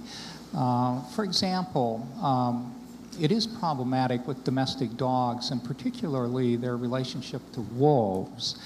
And the thinking is right now that actually dogs are wolves. The genetic data for a very close relationship of dogs to wolves is simply compelling. And coyotes are not much more distant. So would you consider those distinct species? Where would you put an animal like a dingo? And relation to those, or a hyena, for example? Are they a distinct kind, or are they the same kind? And how can we delimit these boundaries so that we can begin to test whether it's plausible that there were distinct creations of these? And as I said earlier, it's essential that the theory be elaborated in a sufficiently precise way that we can make these tests. And let me speak actually to this issue of what is a species. This is my area of research, and to be honest with you, I don't know. Now, actually, and this is a pervasive problem, or a pervasive topic of discussion, let me put it that way. It's really not a problem in evolutionary biology. I just came back from an international ornithological congress in Durban, South Africa, and there was a whole symposium devoted to species definitions, and believe me, it was very contentious. However, Darwin, in a sense, wrote The Origin of Species, but he also created the problem, what is a species? Because before Darwin's time, before Darwin wrote The Origin of Species, there was no problem with what a species was. It was each individual distinct act of creation. But what Darwin said is a species arises in a continuum. And the problem is that when we see species, we see distinct entities. Even though wolves and dogs can interbreed, anyone, at least anyone better, be able to tell the difference between a dog and a wolf. There is a profound difference between them. And there's this discontinuity. There are really few intermediate forms. There are no intermediate forms between bananas and dogs, or whatever example Kent gave. And the problem with defining species, I argue, is the same as that in defining kind. A process of evolution has occurred, and as a result, there are circumstances, there are situations that are in transition. One of the groups of birds that I work on, the flickers, the red and yellow shafted flickers of North America, are a prime example of two entities that were recognized as distinct species. They were described as such by actually, I think by Linnaeus, and certainly recognized as such by Audubon. And then suddenly, one day, there was a small hybrid zone found on the Great Plains, and it was found that they interbreed. It's a case where they are in the process of speciation, and this is why evolutionary biologists have a difficult time defining species. There are these intermediate situations. But Genesis, special creation, it seems to me, doesn't predict that. Why would a creator create things that were sort of capable of hybridization, that were intermediate, that weren't clearly defined? I simply don't know. Well, I would point out that probably the two types of birds that are now creating a hybrid zone may have indeed come from a common ancestor. It was a bird. That would again be just a classic example you just gave of microevolution. That's not an example at all to help the general theory of evolution. What I've seen is exactly what I predicted at the beginning. There will be lots of examples of microevolution, and then people are left to make the giant faith of leap and logic into believing that that somehow proves the whole general theory of macroevolution. You gave us an example of two types of birds that are able to breed together. You asked what is a kind. I don't know that I can answer the question. Well, are all birds one kind? No. I don't know how many original kinds of birds there were. There's probably a lot of new varieties today. Can we, then, regardless of how many kinds there were, maybe we could figure that out if we could determine what distinguishes one kind from another in a genetic sense. What is the barrier? When would we know that we've crossed from one kind to another? I think that is a very valuable area of research, and that's the type of research scientists ought to be doing. That's perfectly legitimate. That has nothing to do, though, with the general theory of evolution. Well, I think it has everything to do with it, and in order to begin to do that sort of research, which actually I do, and I'd love to get some more funding, perhaps from you or related groups, but first, before I could write a sensible proposal, you'd have to tell me what a kind is so I could begin to figure out what it is that I'm looking for that distinguishes them. There has to be some aspect of your theory that leads to predictions. We have to be able to do these computations that Feynman alludes to, and I just don't see it in Genesis. There's no room for computation. I don't see that in evolution either. You yourself said this is your line of work, but you can't define what a species is. So I don't see how there's a problem. Well, I told you precisely why. Because the process of evolution has occurred, and there are transitional stages. I think there's another reason why. I think the Creator was smart enough to give each kind of animal a gene pool that had a variety, so they could survive in a number of different environments. So that's part of the original design code.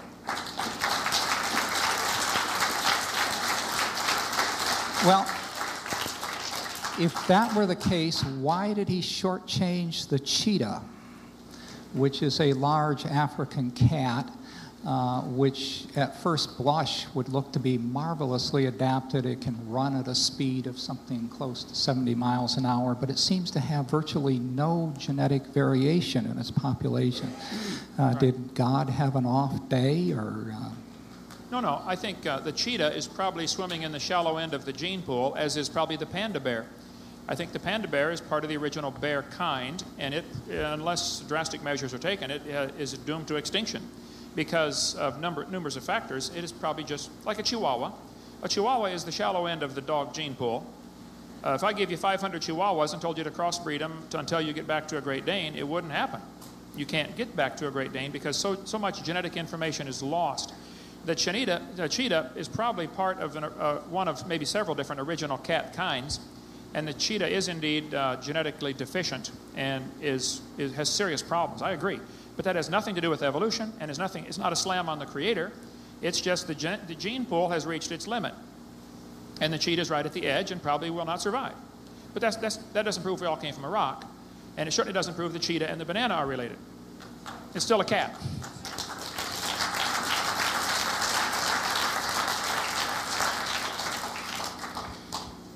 I'm really struggling to see the connection between those things. But I want to bring you back to giving me something about the nature of kinds that would allow me to distinguish at the genetic level. Okay, would you say that a goldfish and a carp are the same kind of animal? I don't know what a kind is. Would you say are they the same species? Is a goldfish a subspecies of the carp genus? I would say that that's a marginal case, but I could explain probably fairly clearly in terms of the population genetics that underlies neo-Darwinian theory of why it's a marginal case. I point out also that species is not an essential concept in neo-Darwinism. It's more a concept of convenience, whereas kind is an essential concept in the Genesis hypothesis because that's what God created. Well, I think the species is the whole argument. You've got the book in your hand over there, or on your table. That was Darwin's whole point, the origin of species. So, what is the origin of species? It is by a process of descent with modification through insensibly distinct intermediate forms. It's a continuum. And as I mentioned earlier, that's the problem with defining species, because species, the concept of species involves the discontinuity that we observe between carp and goldfish, between red-shafted flickers and yellow-shafted flickers. And we understand that as evolutionary biologists, it's not a problem with the theory, but it seems to me that the definition of kind is at the very base of beginning to test Genesis is a theory of the diversity of life. I would say the very same is true. The definition of species and being able to nail it down clearly and falsify it is the very base of the evolution theory. We both have the same predicament. I cannot tell you what a kind is, and I don't know that Carolus Linnaeus's classification system with kingdom, phylum, class, order, family, genus, species is the same as God's definition of kind. We today put, for instance, a whale and a dolphin in the mammal family. But the Bible may consider that a fish. After all, it does live in the water. And I don't know that it is or it isn't, but if the Bible does consider a whale in the fish kind, that would not mean the Bible is wrong. That would mean our current way of dividing animals up is different than the Bible's way of dividing animals up. That's all. You can't say one's wrong, one's right. It's just a different way of looking at it, like a metric system and a standard system. Also, the carp and the goldfish, I'm sure you're aware, have a different number of chromosomes. Right. The goldfish is a tetraploid, as I recall, relative to the carp. And the goldfish is... And I might add that there are actually a number of cases among animals, and many cases in plants, where species, and I'm going to begin to put that in quotes, have different chromosome numbers and yet hybridize Sure. to some extent. And again, we understand how they can do that. And, oh, yeah, I taught biology, I understand. But the hybridization... And that raises another interesting question about how chromosome number relates to kind and what God had in mind in that respect. Right. I suspect you're aware that humans have 46 chromosomes, and tobacco has 48. And amoebas have 50. And yet the evolution textbooks constantly say that we came from a single-celled amoeba-like creature, and yet they've already got more chromosomes than we do. They're ahead of us, not behind us. No, whoa. Actually, I don't even know what species have the most chromosomes, but it's certainly not related to phylogenetic progression. I know of no evolutionary biologist that makes that claim. I agree. No evolutionary biologist makes that claim because the data is so against the evolutionary theory. I've got a chart. No. Because when we reconstruct phylogenies, which show the order of evolutionary progression, and then we map chromosome numbers on them, there is not a progression. It's not because it's inconsistent with evolutionary theory. So don't you see how that the assumption that evolution has taken place is the underlying philosophy for how you interpret the evidence? Your theory drives your research instead of the research investigating or throwing out the theory. You have it backwards. Yeah, in fact, this was the point you were making when you made the fallacious statement about the freshly frozen dinosaur specimen from Antarctica. I'm glad I have the opportunity to go back to that, actually. You were used that in the context, in a context that against which I take great umbrage. And that is, you were implying then and implying now that when evolutionary biologists come across a datum or have gotten some experimental results, have the potential to gather a data like carbon dating this alleged dinosaur, fresh dinosaur from the Antarctic, that we're going to find that it's inconsistent with evolutionary theory, and therefore we're not going to date it. And that's what you said in that particular statement. And my umbrage is that this implies that there's some sort of conspiracy among evolutionary biologists, and I assure you that is not the case. No, I would not accuse of you of being involved in a conspiracy. We are not trying to modify the data to fit the theory. There's nothing that I would like more than to find some fundamental flaw with the neo-Darwinian theory of evolution. I would become a wealthy person. I would enjoy enormous success in life. I just can't find it. It's not there. Carbon dating is, how it works, my understanding of carbon dating, and then because I think the average layman does not comprehend it. And here's the Hovind explanation, and you can take notes and tell me where I'm wrong. The Earth has an atmosphere around it, roughly 200 miles thick, though effectively only 10 or 15 miles thick. But radiation from the sun and stars, stellar radiation, but mostly the sun's radiation, strikes the atmosphere and produces carbon-14. This carbon-14 is produced by the extra energy from the sunlight. Today's atmosphere is 0.0000765% radioactive carbon. Most of it is normal carbon, but a small amount is radioactive carbon. Normally carbon is atomic number 12. Carbon-14 is simply the radioactive isotope of carbon. Most of it is normal oxygen, typically, to become carbon dioxide, and it mixes in with the atmosphere with all the rest of the carbon dioxide that's out there. The wind currents and convection currents generally mix it, so we would assume whatever's being formed in the upper atmosphere is about the same proportion in the lower atmosphere. Not never proven, but a reasonable assumption, and I won't argue about that. Plants breathe in CO2 and make it part of their tissue. Animals eat the plants and make it part of their bodies. So the assumption is that whatever ratio of carbon-14 is in the upper atmosphere would be the same that's in the plants and in the animals. Probably a reasonable assumption, and I won't argue with that. Radioactive carbon-14 compared to normal carbon-12 is the ratio that they're looking for. So they assume that the amount in the atmosphere is the same ratio found in plants and animals. When the plant or animal dies, it stops taking in new C14. Stops breathing, stops eating. Whatever it has begins to decay.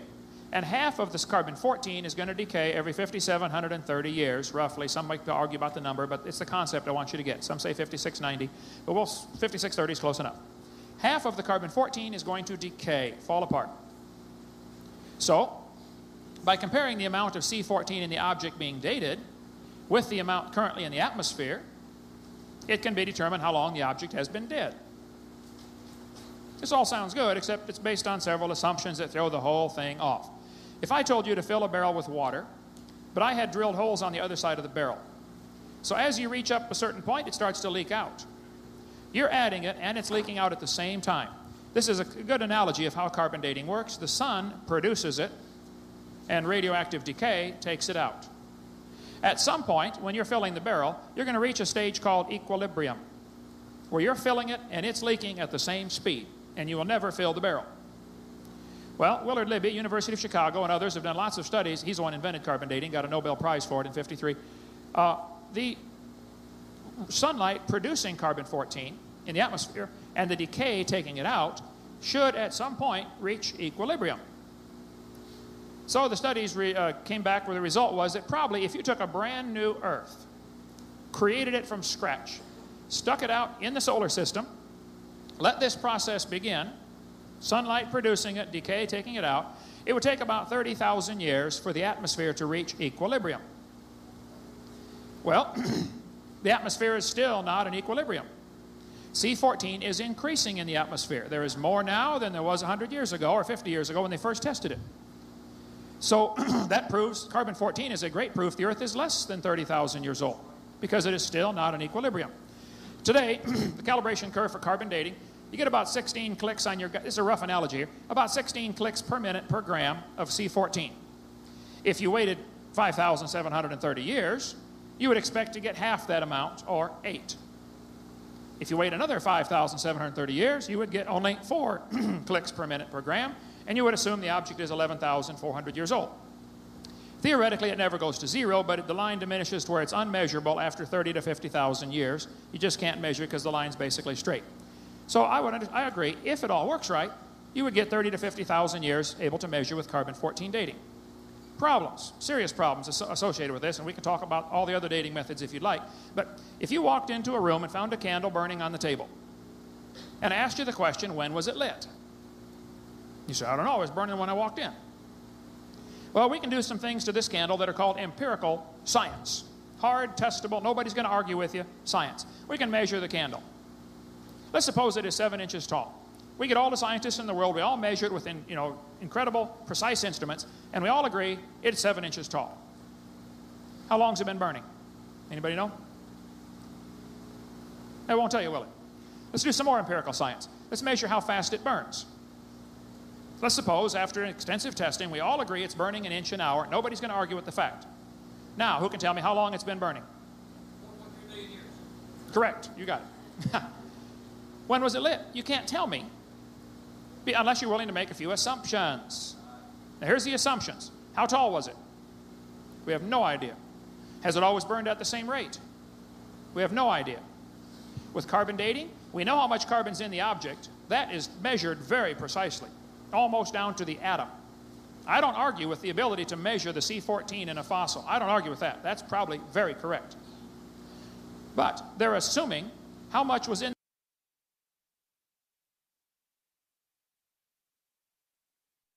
the laboratory? Always been the same. Has carbon-14 always decayed at the same rate? You mentioned several times this afternoon about potassium-argon dating. There have been numerous examples where potassium-argon dating has been shown to be wildly wrong. Hawaiian volcanic lava. I was just there a few weeks ago. 1802, the volcano erupted. They potassium-argon dated it at 3 billion years old, I believe, or some great wild number like that. See, the Bible teaches the earth used to have a protective canopy of water above the atmosphere. This is all gone. It fell down. It's in the oceans today. I can't prove this. This is part of the creation theory. This water would filter out radiation and prevent the formation of most carbon-14. So since our calibration curve today starts at 16, what if they started with 2 before the flood? If they only had 2 clicks per minute per gram of carbon on their Geiger counter from carbon-14 before the flood, we would dig them up 4,400 years later and assume they started at 16 and went from 16 to 8 to 4 to 2 to 1, when actually they went from 2 to 1. They're only 4,400 years old, but we think they're 40,000 years old, which is why they get so many wild dates. Here's the documentation if you want to check this out. Living mollusk shells dated at 2,300 years old. Science, volume 141. Freshly killed seal, carbon dated at 1,300 years old. Just killed it. Shells from living snails, carbon dated 27,000 years old. 1984. One part of the Valasovich mammoth, carbon dated 29,000 years old. Another part was 44,000 years old. How old was that mammoth?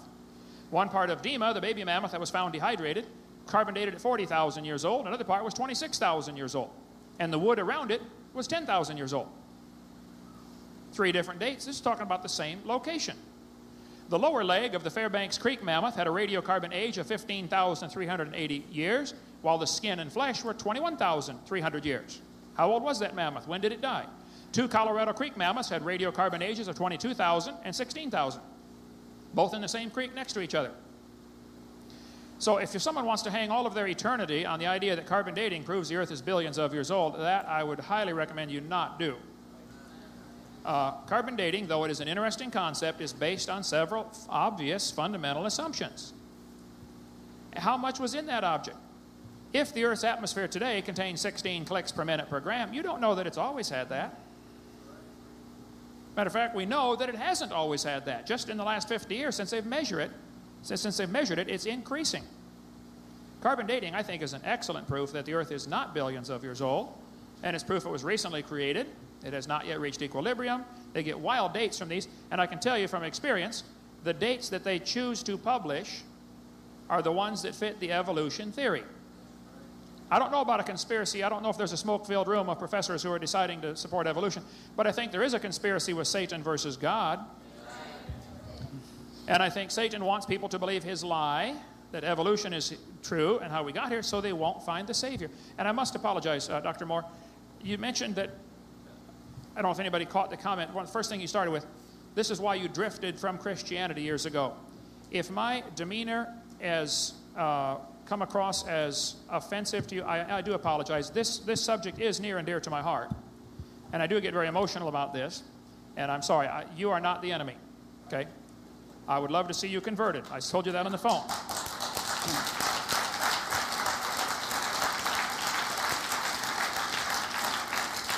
And I'll close here. I think you have been blinded into seeing evidence for microevolution, and somebody somewhere taught you that this proves macroevolution, and you believed it. And I don't know why, but I think I would like to convert you from that.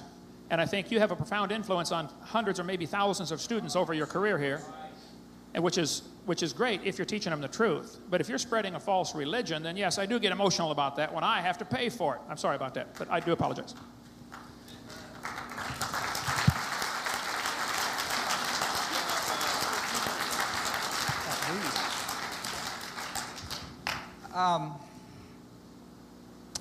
Let me just start by just talking a little bit about radiometric dating, but I want to do so in a little bit more general sense.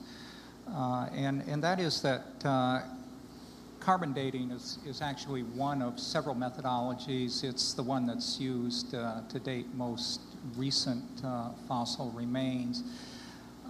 And it is based on concepts of radioactive decay and atomic theory. which tell us, among other things, that decay rates are constant, and this has, of course, been tested experimentally jillions of times, I suppose.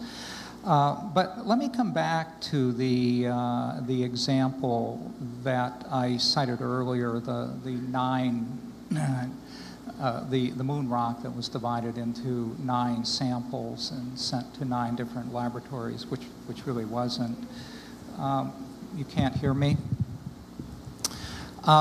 When you read those 9 papers, and mind you, I'm not a geophysicist, but I do read the papers as someone who knows the scientific method. I know a good scientific paper when I see it. That first of all, this was sort of an odd set of papers in that they were the first reports of lunar rock dates. And one of the interesting aspects of it was that the papers came out of a conference that was held where each of the authors came to the conference with their manuscript written, with their specimens dated, and they hadn't seen one another's data prior to that they came blind, essentially. It was a blind experiment. And there was more than one specimen, of course. There were some number of kilograms total and a large number of specimens dated in the 9 different laboratories, usually by several methods in each laboratory. And if you read those papers, as I do as a scientist but not a specialist in the area, there is a striking consistency in the dates that come out of them. And that is that there were 2 populations of rocks collected, essentially. One dates at about 4.6 or 4.7 billion years, and the other somewhat younger, around 3.6 or 3.7. And the interpretation of the lunar geologists of this was that the older date, 4.6, represents the age of the formation of the moon, the original formation, and the younger date represents the time of the formation of the Sea of Tranquility, where the stones were collected. But the overwhelming sense I had was that the conclusions were really remarkably consistent. And if you go to the library and read the literature on radiometric dating, first of all, be prepared to spend a lot of time there. It's a huge literature, and it's very complex. And it'll take you a long time to work your way through it. But it is remarkably consistent, the dates that come from different methods. It is also true that there are bogus dates, and in most instances, it's known precisely why the dates are bogus. Radiometric dating of almost virtually every sort does not work well with metamorphic rocks, for example, the potassium-argon method. And that's because as the rock metamorphoses, the argon escapes, and you end up with a bogus date. In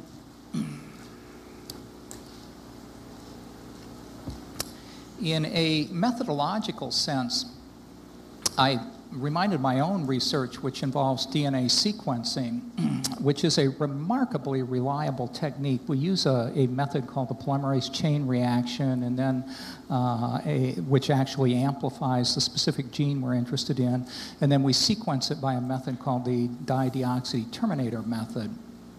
And we take extraordinary precautions when we're in the laboratory. First of all, it takes a long time to reach the level of technical skill that allows you to do this. It takes, our students have completed their undergraduate work. They're usually well into their doctoral programs before they begin to sort of come to grips with the theory of this. But in any event, the results we get are very reliable. But occasionally, we get a bad sequence. And the reason we get a bad sequence is that the polymerase chain reaction, which was used, I would imagine, to sequence Monica Lewinsky's dress, among other things, is a remarkably powerful method. It starts out literally, or can, with a single gene and amplify it up to a concentration where you can actually do chemistry on it in the laboratory. And as a result of that, it is easy to contaminate a sample. This is what a lot of the argumentation in the O.J. Simpson trial swirled around, was the potential of contamination of the polymerase chain reaction. And in my own area, I can even point to 2 or 3 examples in the literature published in scientific journals of bad sequences. It happens. It's just the way technology is.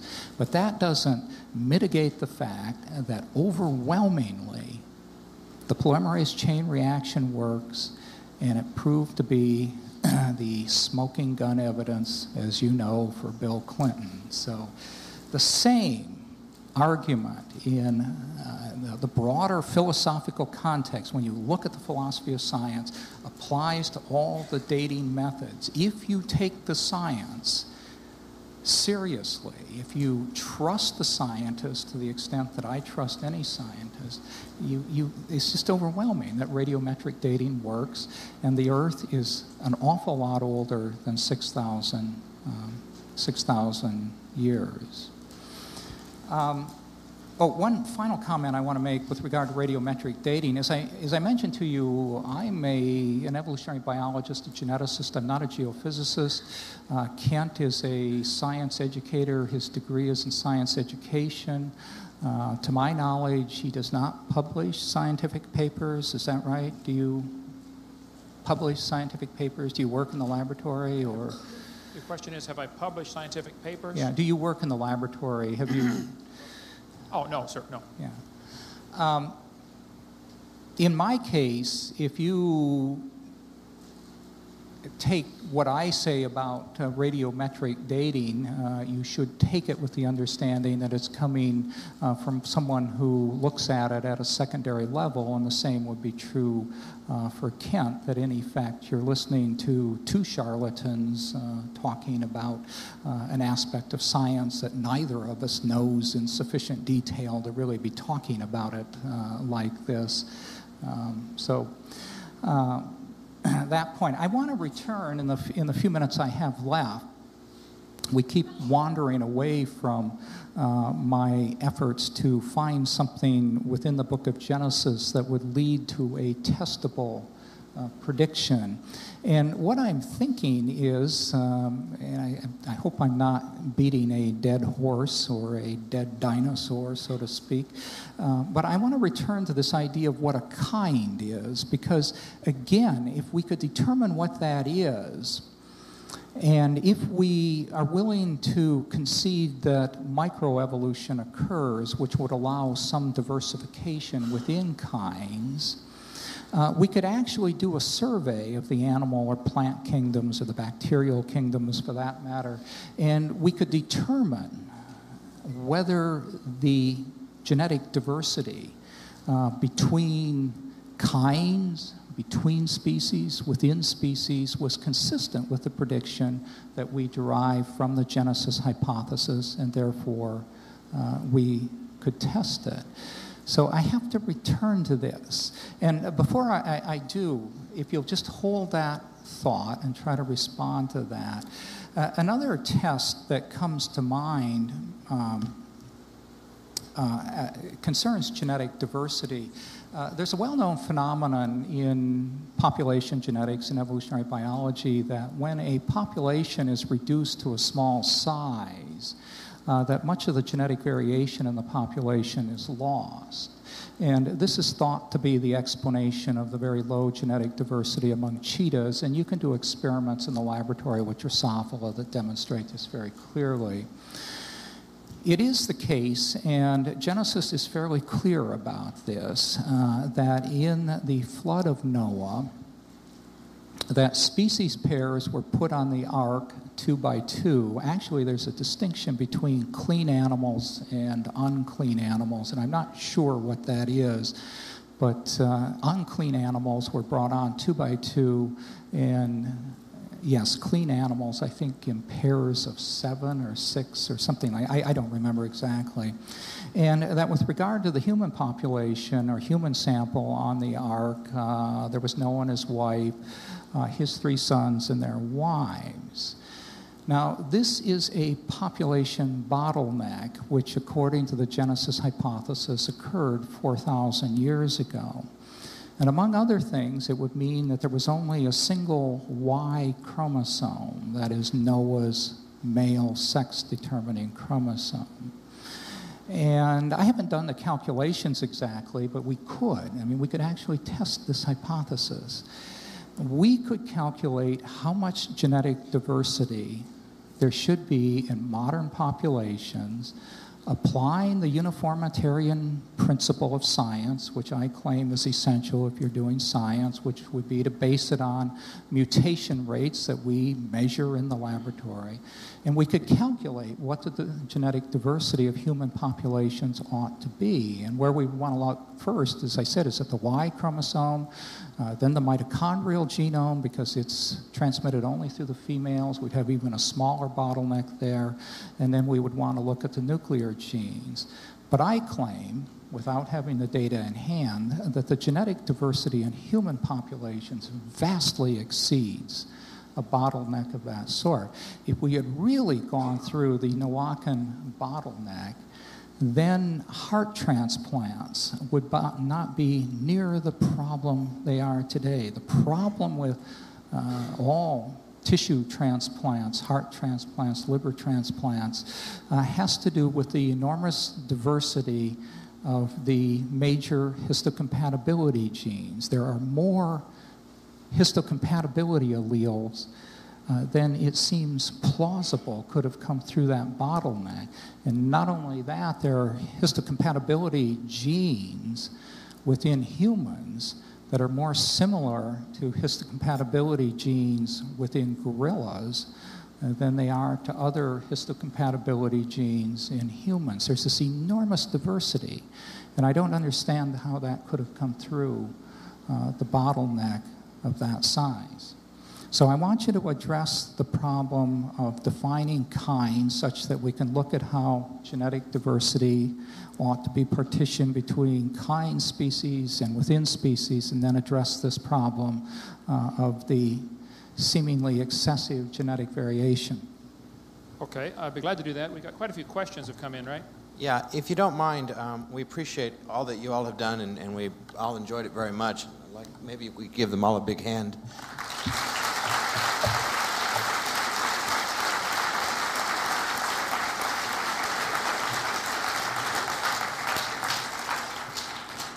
If you would take just a moment, Dr. Hovind, to respond, and then I have a few questions from the audience.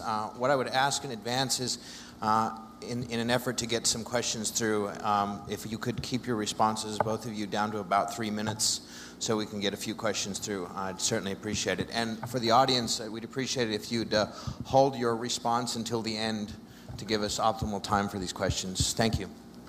Okay, you asked what is a kind. I've told you several times I don't know for sure. If I had to pick something, I guess I would say it's closer to our current divisions of family as opposed to species. You've never given a definition of species, and you made a big deal about making predictions, yet the evolutionists do not make predictions. I will give you some predictions based on the Genesis account. I would predict that because of this worldwide flood, we should find lots of fossils all over the world, zillions of them, things that are dead. We should find layers of coal and natural gas and oil from the plants and animals that were buried in this flood. We should find sedimentary rock over most of the earth. We should find fossil seashells on top of major mountain ranges all over the world. That's a prediction, which obviously is true. I mean, everybody knows, and that's the way it is. So I think that's a reasonable prediction from Genesis. You mentioned about Noah taking species on the ark. I didn't use the word species, and he didn't use the word species, and God didn't use the word species. God says 2 of every sort and 2 of every kind. Sorts and kinds are the only words used to describe these animals. So your whole effort seems to be to try to box somebody into a corner to make a definition of kind, when yet you're not willing to do that on species. And then if somebody did make a definition of kind, like I said, okay, if I had to, I would say probably more like a family, you will then devote enormous amounts of research to determine how that could be wrong, and yet you won't devote the same amount of research to to study how your idea could be wrong of evolution. It's very one-sided here. It seems to be more anti-creation than it is pro-science. I would point out, as far as the bottleneck of coming through Noah's family at the flood, all of us coming from a rock is an enormous bottleneck, which is what the evolutionist ultimately believes. We all came from a single common ancestor. You talk about a bottleneck, that's just simply not possible. You mentioned about the carbon dating. You may be aware that when Richard Leakey found the skull, KNM ER 1470, found 1972, it looked like modern humans, but it was found under the KBS tuft. Now, the KBS tuft had already been dated by potassium-argon dating from Nature magazine, April 18, 1970, page 226. It had been dated at 212 million years old. This date had been verified several different ways. Everybody accepted the date of the KBS tuft at 212 million years old until they found the human skull underneath. The only way they knew the potassium-argon date was wrong was the fossils didn't match the theory.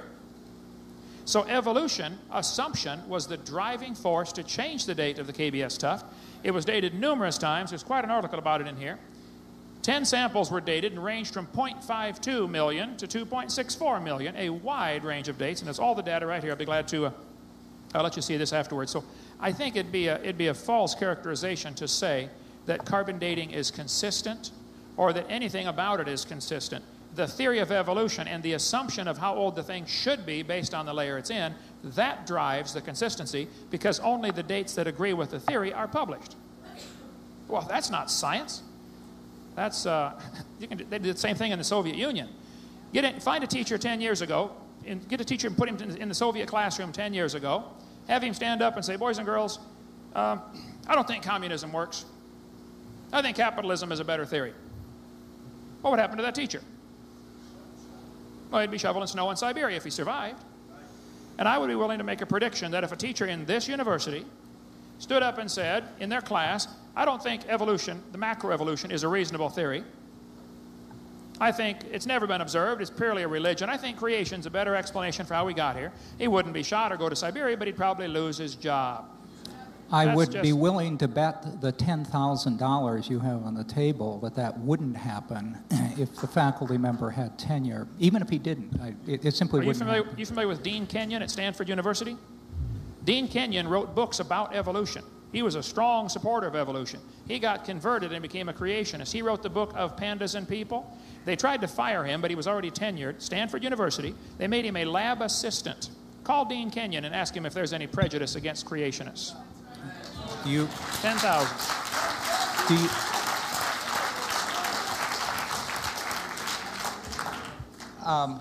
Do I get time to? If you wouldn't mind, I'd just like to give you 15 seconds. All right. Which again is, I caution you to check the factoids always, mine as well as Kent's. I agree. And I'd be interested in talking to Dean Kenyon if you'll give me his phone number, email, or address. Sure. And I can give you a list of others who've been censored over creationist teaching. But anyway, let's take some of the questions here. A couple questions from the audience, and once again, so that we can get a couple of these through, we'd like to ask that you limit your answers to about 3 minutes. The first question is directed to Dr. Hovind. The question is that you keep stating that evolution is a religion. In order to help explain this, could you please give us a definition of religion and explain how evolution fits into this definition? I would say a religion, by that I mean something you have to believe in without any empirical scientific evidence. I guess I would contrast science, things that we can observe, test, demonstrate, with religion as in something we have to believe in, but you cannot see it or observe it, for instance. So I guess that may be a loose definition of religion. Webster's dictionary definition is, a religion is belief in a divine creator or creators that brought the universe into being.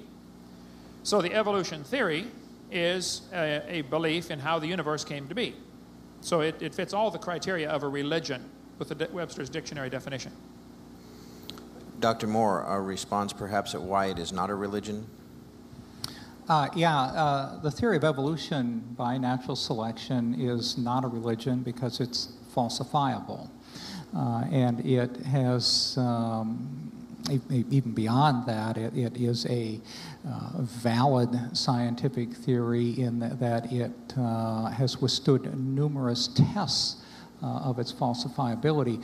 I can conceive of data right now that we might gather that would convince me that, or would in effect falsify the theory, and it would have to do with finding this pervasive pattern of homology among genes. Again, when the molecular era, the era of molecular genetics dawned on us, it was conceivable that we would begin to look at genes and that we would find that there was no pattern of relatedness among them. And if that had been the case, I would have given up the idea of evolution immediately. And I want to mention another point that we really should talk about and we haven't, and that is what empirical evidence is. It seems to me as there's an abundance of empirical evidence, not only for macroevolution, but for the connection between macro and microevolution. And so in order to say that macroevolution is not a science, or that it's a religion, we need to find out what the empirical evidence is that Kent and other creationists would accept, that would falsify it as a scientific theory and would move it across Popper's line of demarcation from science to religion. It seems to me like the empirical evidence is overwhelming in support of an evolution theory. What you're referring to is in empirical support evidence. of macroevolution in particular. You think there's empirical evidence for macroevolution? Is that what you said? I didn't catch that last. Yes, I think there's overwhelming empirical. Would you please give me an example? Okay. Would you consider humans and chimps two distinct kinds? I would consider humans and chimps two distinct kinds, absolutely. Then why is there this level of genetic similarity between the two? But I really don't need to ask you that question. I'd like to have the question. The challenge is, though, is that a test of a prediction of evolution theory? And evolution theory predicts that all species arose from previously existing ancestral species, and that means that they not only acquired their anatomy by a process of modification through evolution from the common ancestor, and so one should see homology at that level, but you should see homology at the genetic level as well. And moreover, if independently we had a phylogeny that told us that there was a particular order in which a particular set of species arose based on anatomical studies, and so it's independent of the molecular data, then molecular data comes along decades later, and we use that to generate a phylogeny in the same way, and the two are identical. I consider that strong support for a continuity. And this is really what the test of macroevolution is. It's continuity versus discontinuity across kinds. Dr. Hovind. The humans and chimps, I would say, are different kinds of animals. I would not argue there are literally thousands and thousands of differences. You chose to look at the DNA sequence between humans and chimps, and it is a certain percentage of similarity there. I could point out that a watermelon is 97% water, and a cloud is 100% water, only 3% difference, and a snow cone is 98% water, as is a jellyfish, by the way. So snow cones and jellyfish are identical if you want to make the water content the criteria. If you're wanting to make the DNA the criteria for humans and chimps, that's fine. There are a lot of similarities. To me, it's pretty obvious. There's a common designer. I would say there's thousands of similarities between different computer programs that are all produced by Microsoft. Not because they all evolved, from hieroglyphics, but because the same guys are designing these programs. That's why. And so that's why there's such a similarity between the the DNA sequencing of the animals. And by the way, if you want to compare the eyeball, then the humans are closest to an octopus. If you want to compare cytochrome C, then we're closest to a sunflower. If you want to compare the milk, where the human milk that's produced is closest to an ass, a jackass. So it depends what you want to compare. what the evolutionists have done is they've taken the example that they think fits the theory and ignored all the evidence that does not fit the theory. The humans, for instance, have a Broca's convolution, a section of the brain that allows us to speak. Apes have no such section. The foot structure is absolutely, totally different. You know, they have a grasping foot where we do not. Apes and chimps, neither one can touch all their fingers to their thumb. I would say the hair distribution on the body is pretty obviously different in some cases. It depends what you want to compare. I would point out that the Honda Prelude and the Honda Accord have thousands of similarities and probably thousands of interchangeable parts. But that doesn't prove they came from a Chevy. It proves they came from the same designer. So the evidence you're giving is classic. It can be used just as well as evidence for creation. So I don't see why I should have to pay for your particular interpretation of this evidence to be taught to all the kids as science, when it's simply your religion. It's something you believe. Dr. Hovind, another question addressed at you. The question is based on first principles. If the first principles of religion begin with God, how did God come into being? And if God wasn't created, then doesn't this imply the possibility that matter can in fact create itself? Well, there really are only two options that anybody's been able to figure out. Somebody created the universe, or it created itself. The only ones with a third option are those out there on the lunatic fringe who would say, we're not really here at all, we just think we're here. We are here. And everything we see is winding down. We see stars blow up, you know, nova or supernova. We see everything degenerating. So that would say there must have been a beginning. And just the simple concept of geometry, you know, with infinity, if matter is infinitely old, and if time is indeed eternal, if time has always been here, then you really couldn't get to today, because when did it start? I mean, just the fact that we are here today proves there was a beginning. There has to be a beginning to this time. The Bible's very clear in Genesis chapter 1. In the beginning, God created the heaven and the earth. The beginning is a reference to time. God started time. In the beginning, God created the heaven, a reference to space. God created time and space and matter. Those three are a continuum. One cannot exist without the other. You cannot have matter without space. You cannot have matter and space without time. The three had to come into existence simultaneously. Now, the fact that God is outside of that and is beyond my comprehension makes him worthy of worship.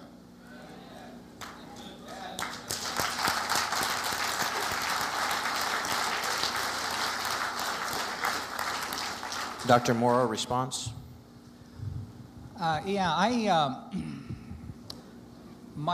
My response, I mean, this is a question that it sort of comes in on a personal level, and so I have to sort of answer it on that level. I guess I would start by saying, in direct response to the question, which was, what is God? If God came into being without the effect of a creator, doesn't that demonstrate the possibility that matter can in fact create itself? Yeah, I simply haven't a clue. I mean, how can anyone know that? And I'm one of those people for whom logical consistency is very important. And I am a scientist in my thought processes at home as well as in my laboratory and office. And the nature of God, the nature of the beginning, falls outside of the scientific method. I mean, the science just doesn't deal with that. And because I practice science in my thinking at all times, I'm necessarily an agnostic. It's the only logical conclusion, it seems to me, that one can come to. There's no way of knowing the nature of God. And I counsel those of you who follow our religious faith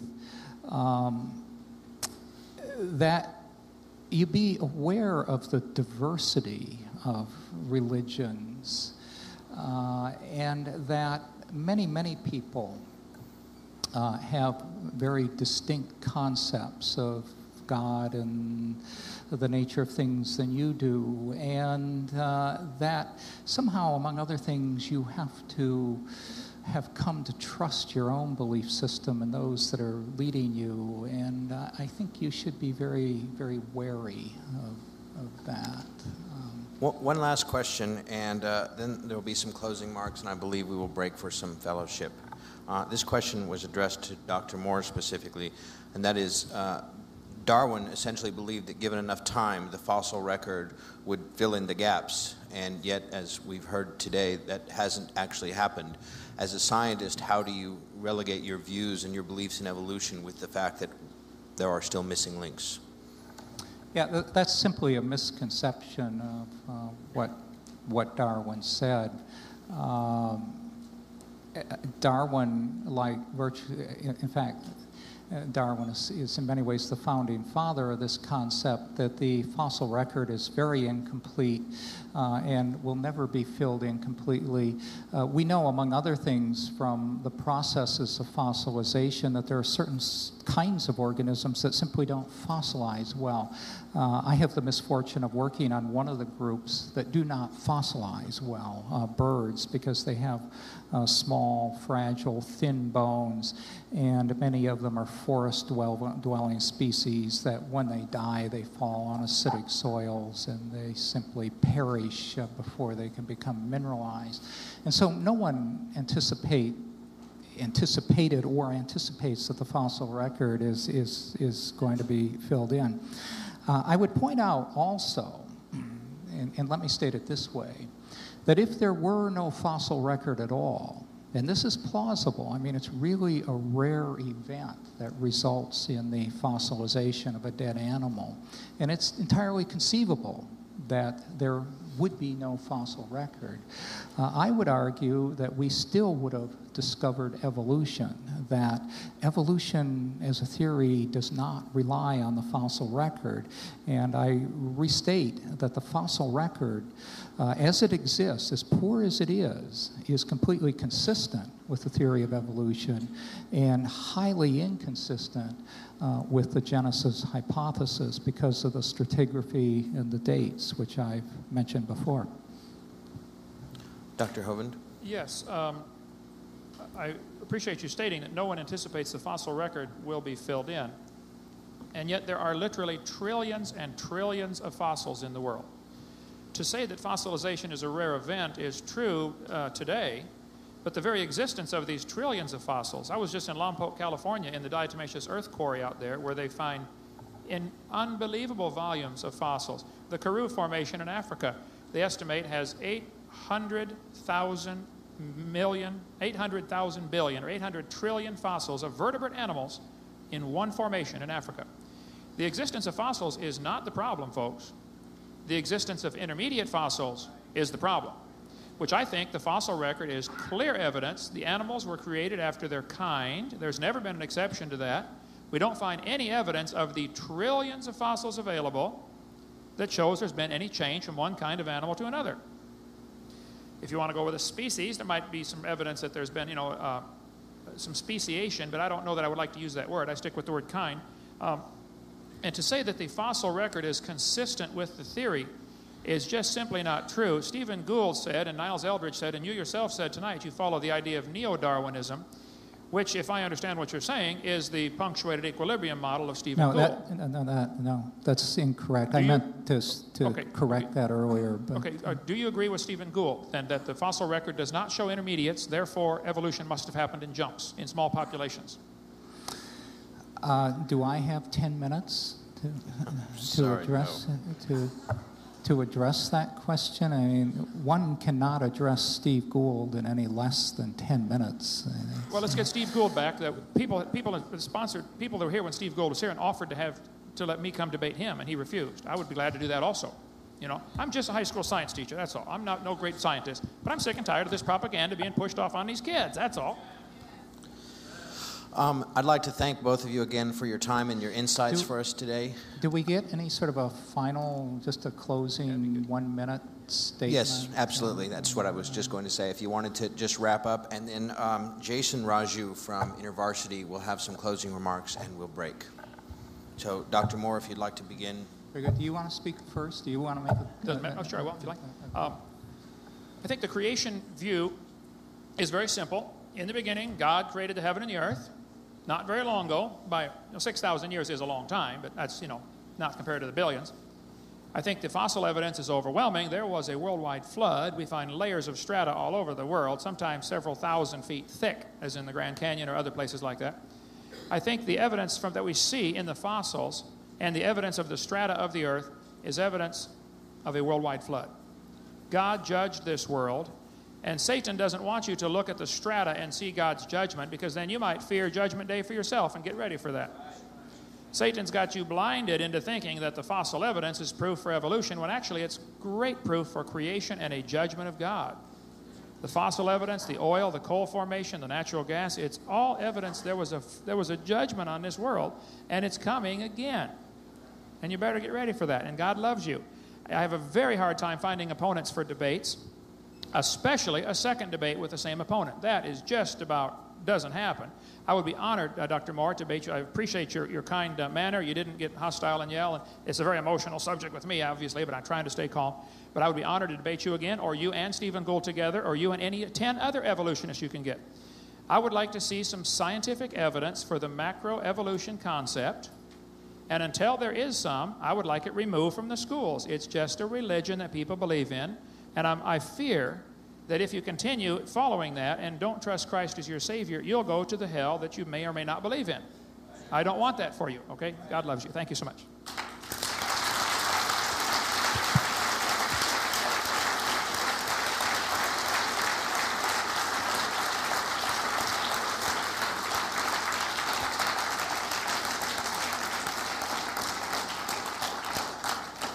Dr. Moore.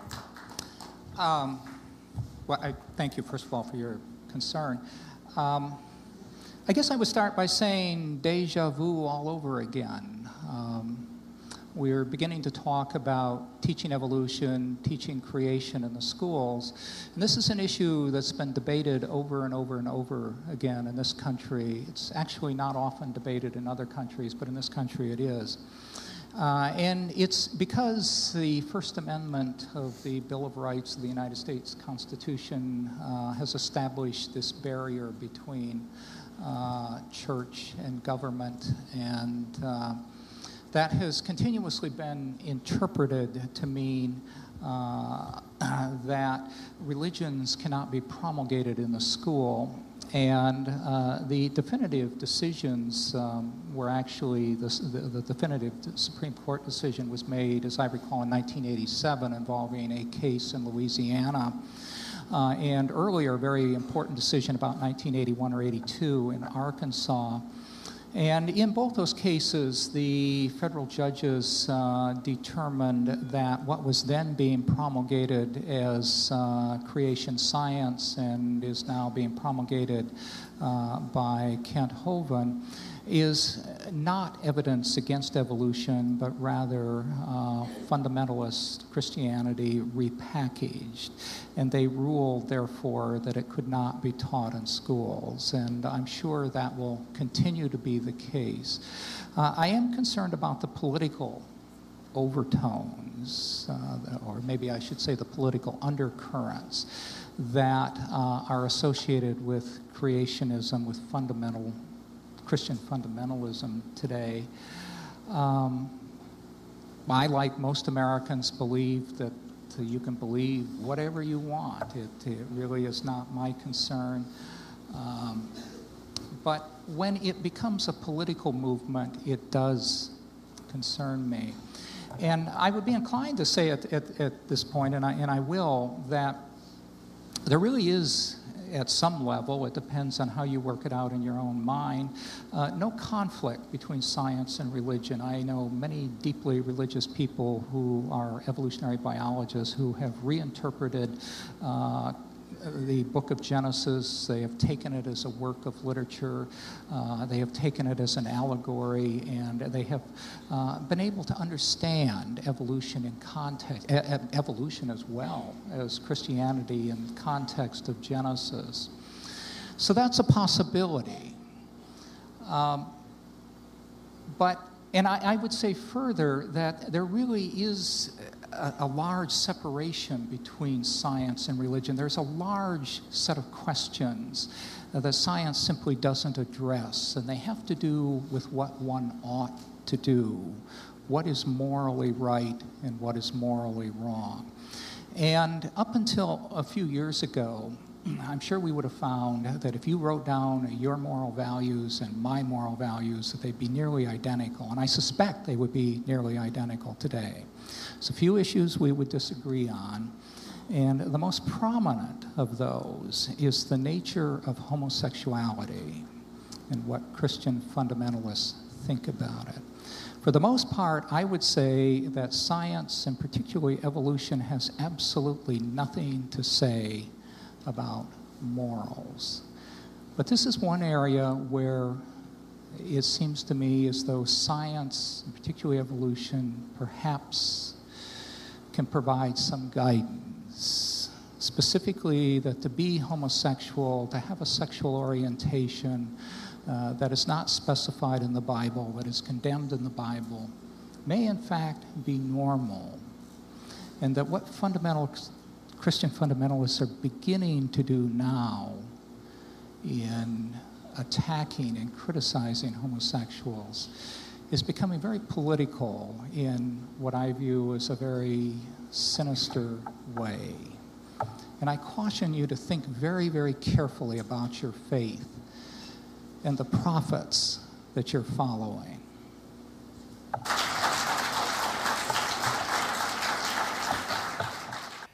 Well, folks, this is where the debate ended. Hate to have it end on a note like that. The Bible certainly teaches that homosexuality is a sin, along with overeating and drinking and many other things. So I think oftentimes Christians tend to condemn homosexuality and they don't condemn their own sins. But it is a sin.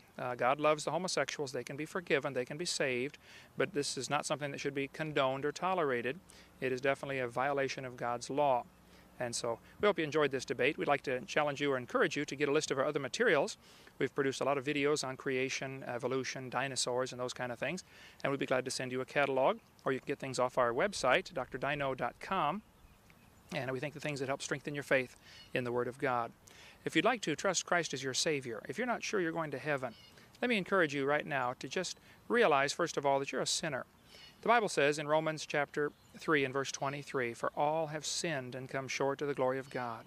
The Bible also says, because of our sins, we deserve to die and go to hell. God doesn't want you to go to hell. I don't want you to go to hell. Only the devil wants you to go to hell. But you deserve it, and I deserve it. We deserve hell because we have broken God's laws. We have disobeyed. And that's why Jesus Christ came and died on the cross. He loves you so much, He wants you to come to heaven. Even after we disobeyed God and left Him and deserted His will for our life, He still came to try to win us back. He died on the cross. His blood is available to pay for your sins if you'll just ask Him. February 9th, 1969, I prayed a simple little prayer. I just said, "Lord, I'm a sinner. Would you please forgive me and save me? Please come into my heart and be my Lord." Amen. That's what I prayed in February 9th, 1969. And I've got God's promise I'm going to heaven because it says in Romans chapter 10 and verse 13, "For whosoever shall call upon the name of the Lord shall be saved." If you just prayed and asked the Lord to save you, why don't you call or write or email us and tell us that you gave your heart to Jesus Christ. We'll be glad to rejoice with you. If you'd like to call, I'll be honored to talk with you personally. I'm usually in the office Thursdays and Fridays, and we'll be glad to answer any questions I can to help you grow in your faith. Thanks so much for joining us. Do you want to know more about how to combat the godless theory of evolution? Creation Science Evangelism offers 4 great tools that help strengthen the faith of believers and win the lost to Christ. After 15 years of teaching high school science, Dr. Hovind began Creation Science Evangelism in 1989. We are a ministry that is dedicated to providing tools which will help you combat the evolution philosophy that is destroying the faith of millions every year. The first tool Creation Science offers is their powerful, life-changing video series. Over the last 12 years, well over 1 million videotapes of Dr. Hovind's seminar have circled the globe. They are reaping a harvest of souls for the kingdom of Christ, as well as helping restore the faith of many thousands confused by the evolution propaganda to which they've been subjected. These videos are available in English, Russian, French, Spanish, Japanese, and sign language. The Age of the Earth, first of the 7-part series, teaches that God created the universe about 6,000 years ago in 6 literal days. Could this be true? Can it be scientifically proven that the Earth is not billions of years old? This tape gives solid scientific evidence that the Earth is young and that the Bible is scientifically accurate. How did the environment of the original creation differ from ours today? And how would this allow men to live over 900 years? Can Christians have a good explanation for the existence of dinosaurs? Could some dinosaurs still be alive today? These and many more questions are covered in the second and third part of the series. Evolution has permeated public school textbooks with false and fraudulent information. This video exposes nearly 30 lies commonly found in textbooks. Every public school student, teacher, and school board member needs to watch part 4 of this series. Find out if you have been lied to in your textbooks. Discover the terrible difference evolutionary beliefs have made in the past as well as in recent history in our video number 5. Dictators throughout time have used their evolution-based philosophies to rationalize their brutal actions. Learn how evolution propaganda is being used today to prepare people for the New World Order. This is just a taste of all the information the 17-hour seminar series has to offer. Also available are college courses that expand on the seminars in great detail. For those who can handle a more confrontational atmosphere, our debate series is just for you. I said, now, Mr. Patterson, if you think the tailbone is vestigial, I, Kent Hovind, will pay to have yours removed. Dr. Hovind has debated a wide range of atheists and evolutionists all over the country, and you're sure to find these 12 debates very exciting. These would be perfect to present to that scientifically minded person who likes to argue their point. Our topical series includes exciting topics like why evolution is stupid, public school presentation, children's video about dinosaurs, the Bible and health, Leviathan, the fire-breathing dragon, and many more. Creation Science also offers a variety of visuals, like the longevity chart, which presents the entire lineage of Adam to Joseph as given in Genesis. It's exciting to see exactly how many generations were alive at the same time. Hundreds of books on a variety of subjects, videos on incredible creatures that defy evolution, t-shirts, fossils, and more. Make Creation Science Evangelism the one-stop shopping center for your creation material needs. Our 2 websites, www.drdino.com and www.dinosauradventureland.com, provide our second tool for evangelism. drdino.com is packed with lots of information, from charts and graphs to articles and frequently asked questions. This is also where you will find more information on all of the products CSE has to offer. Dinosauradventureland.com is great for the kids. They can play lots of fun games and see unusual rides and activities located at Dinosaur Adventureland in Pensacola, Florida. Thousands visit our sites regularly to gain insight into God's creation. The third tool available to you is the live seminars conducted by Dr. Hovind and his son Eric. Since 1989, Dr. Hovind has held seminars and debates in hundreds of churches, schools, and universities in 49 states and 30 foreign countries. His fast-paced, illustrated seminars cover diverse topics, such as evidence for a young Earth, how long Adam lived, dinosaurs living with man, where races came from, radiometric dating, and much more. Our fourth tool is the new, exciting Dinosaur Adventureland. Many thousands have come from all across America to visit our museum, creation bookstore, science center, and theme park, where God gets the glory for science. Our unusual swings, rides, and activities each have a science lesson as well as a spiritual lesson. And captivate everyone from age 4 to 94.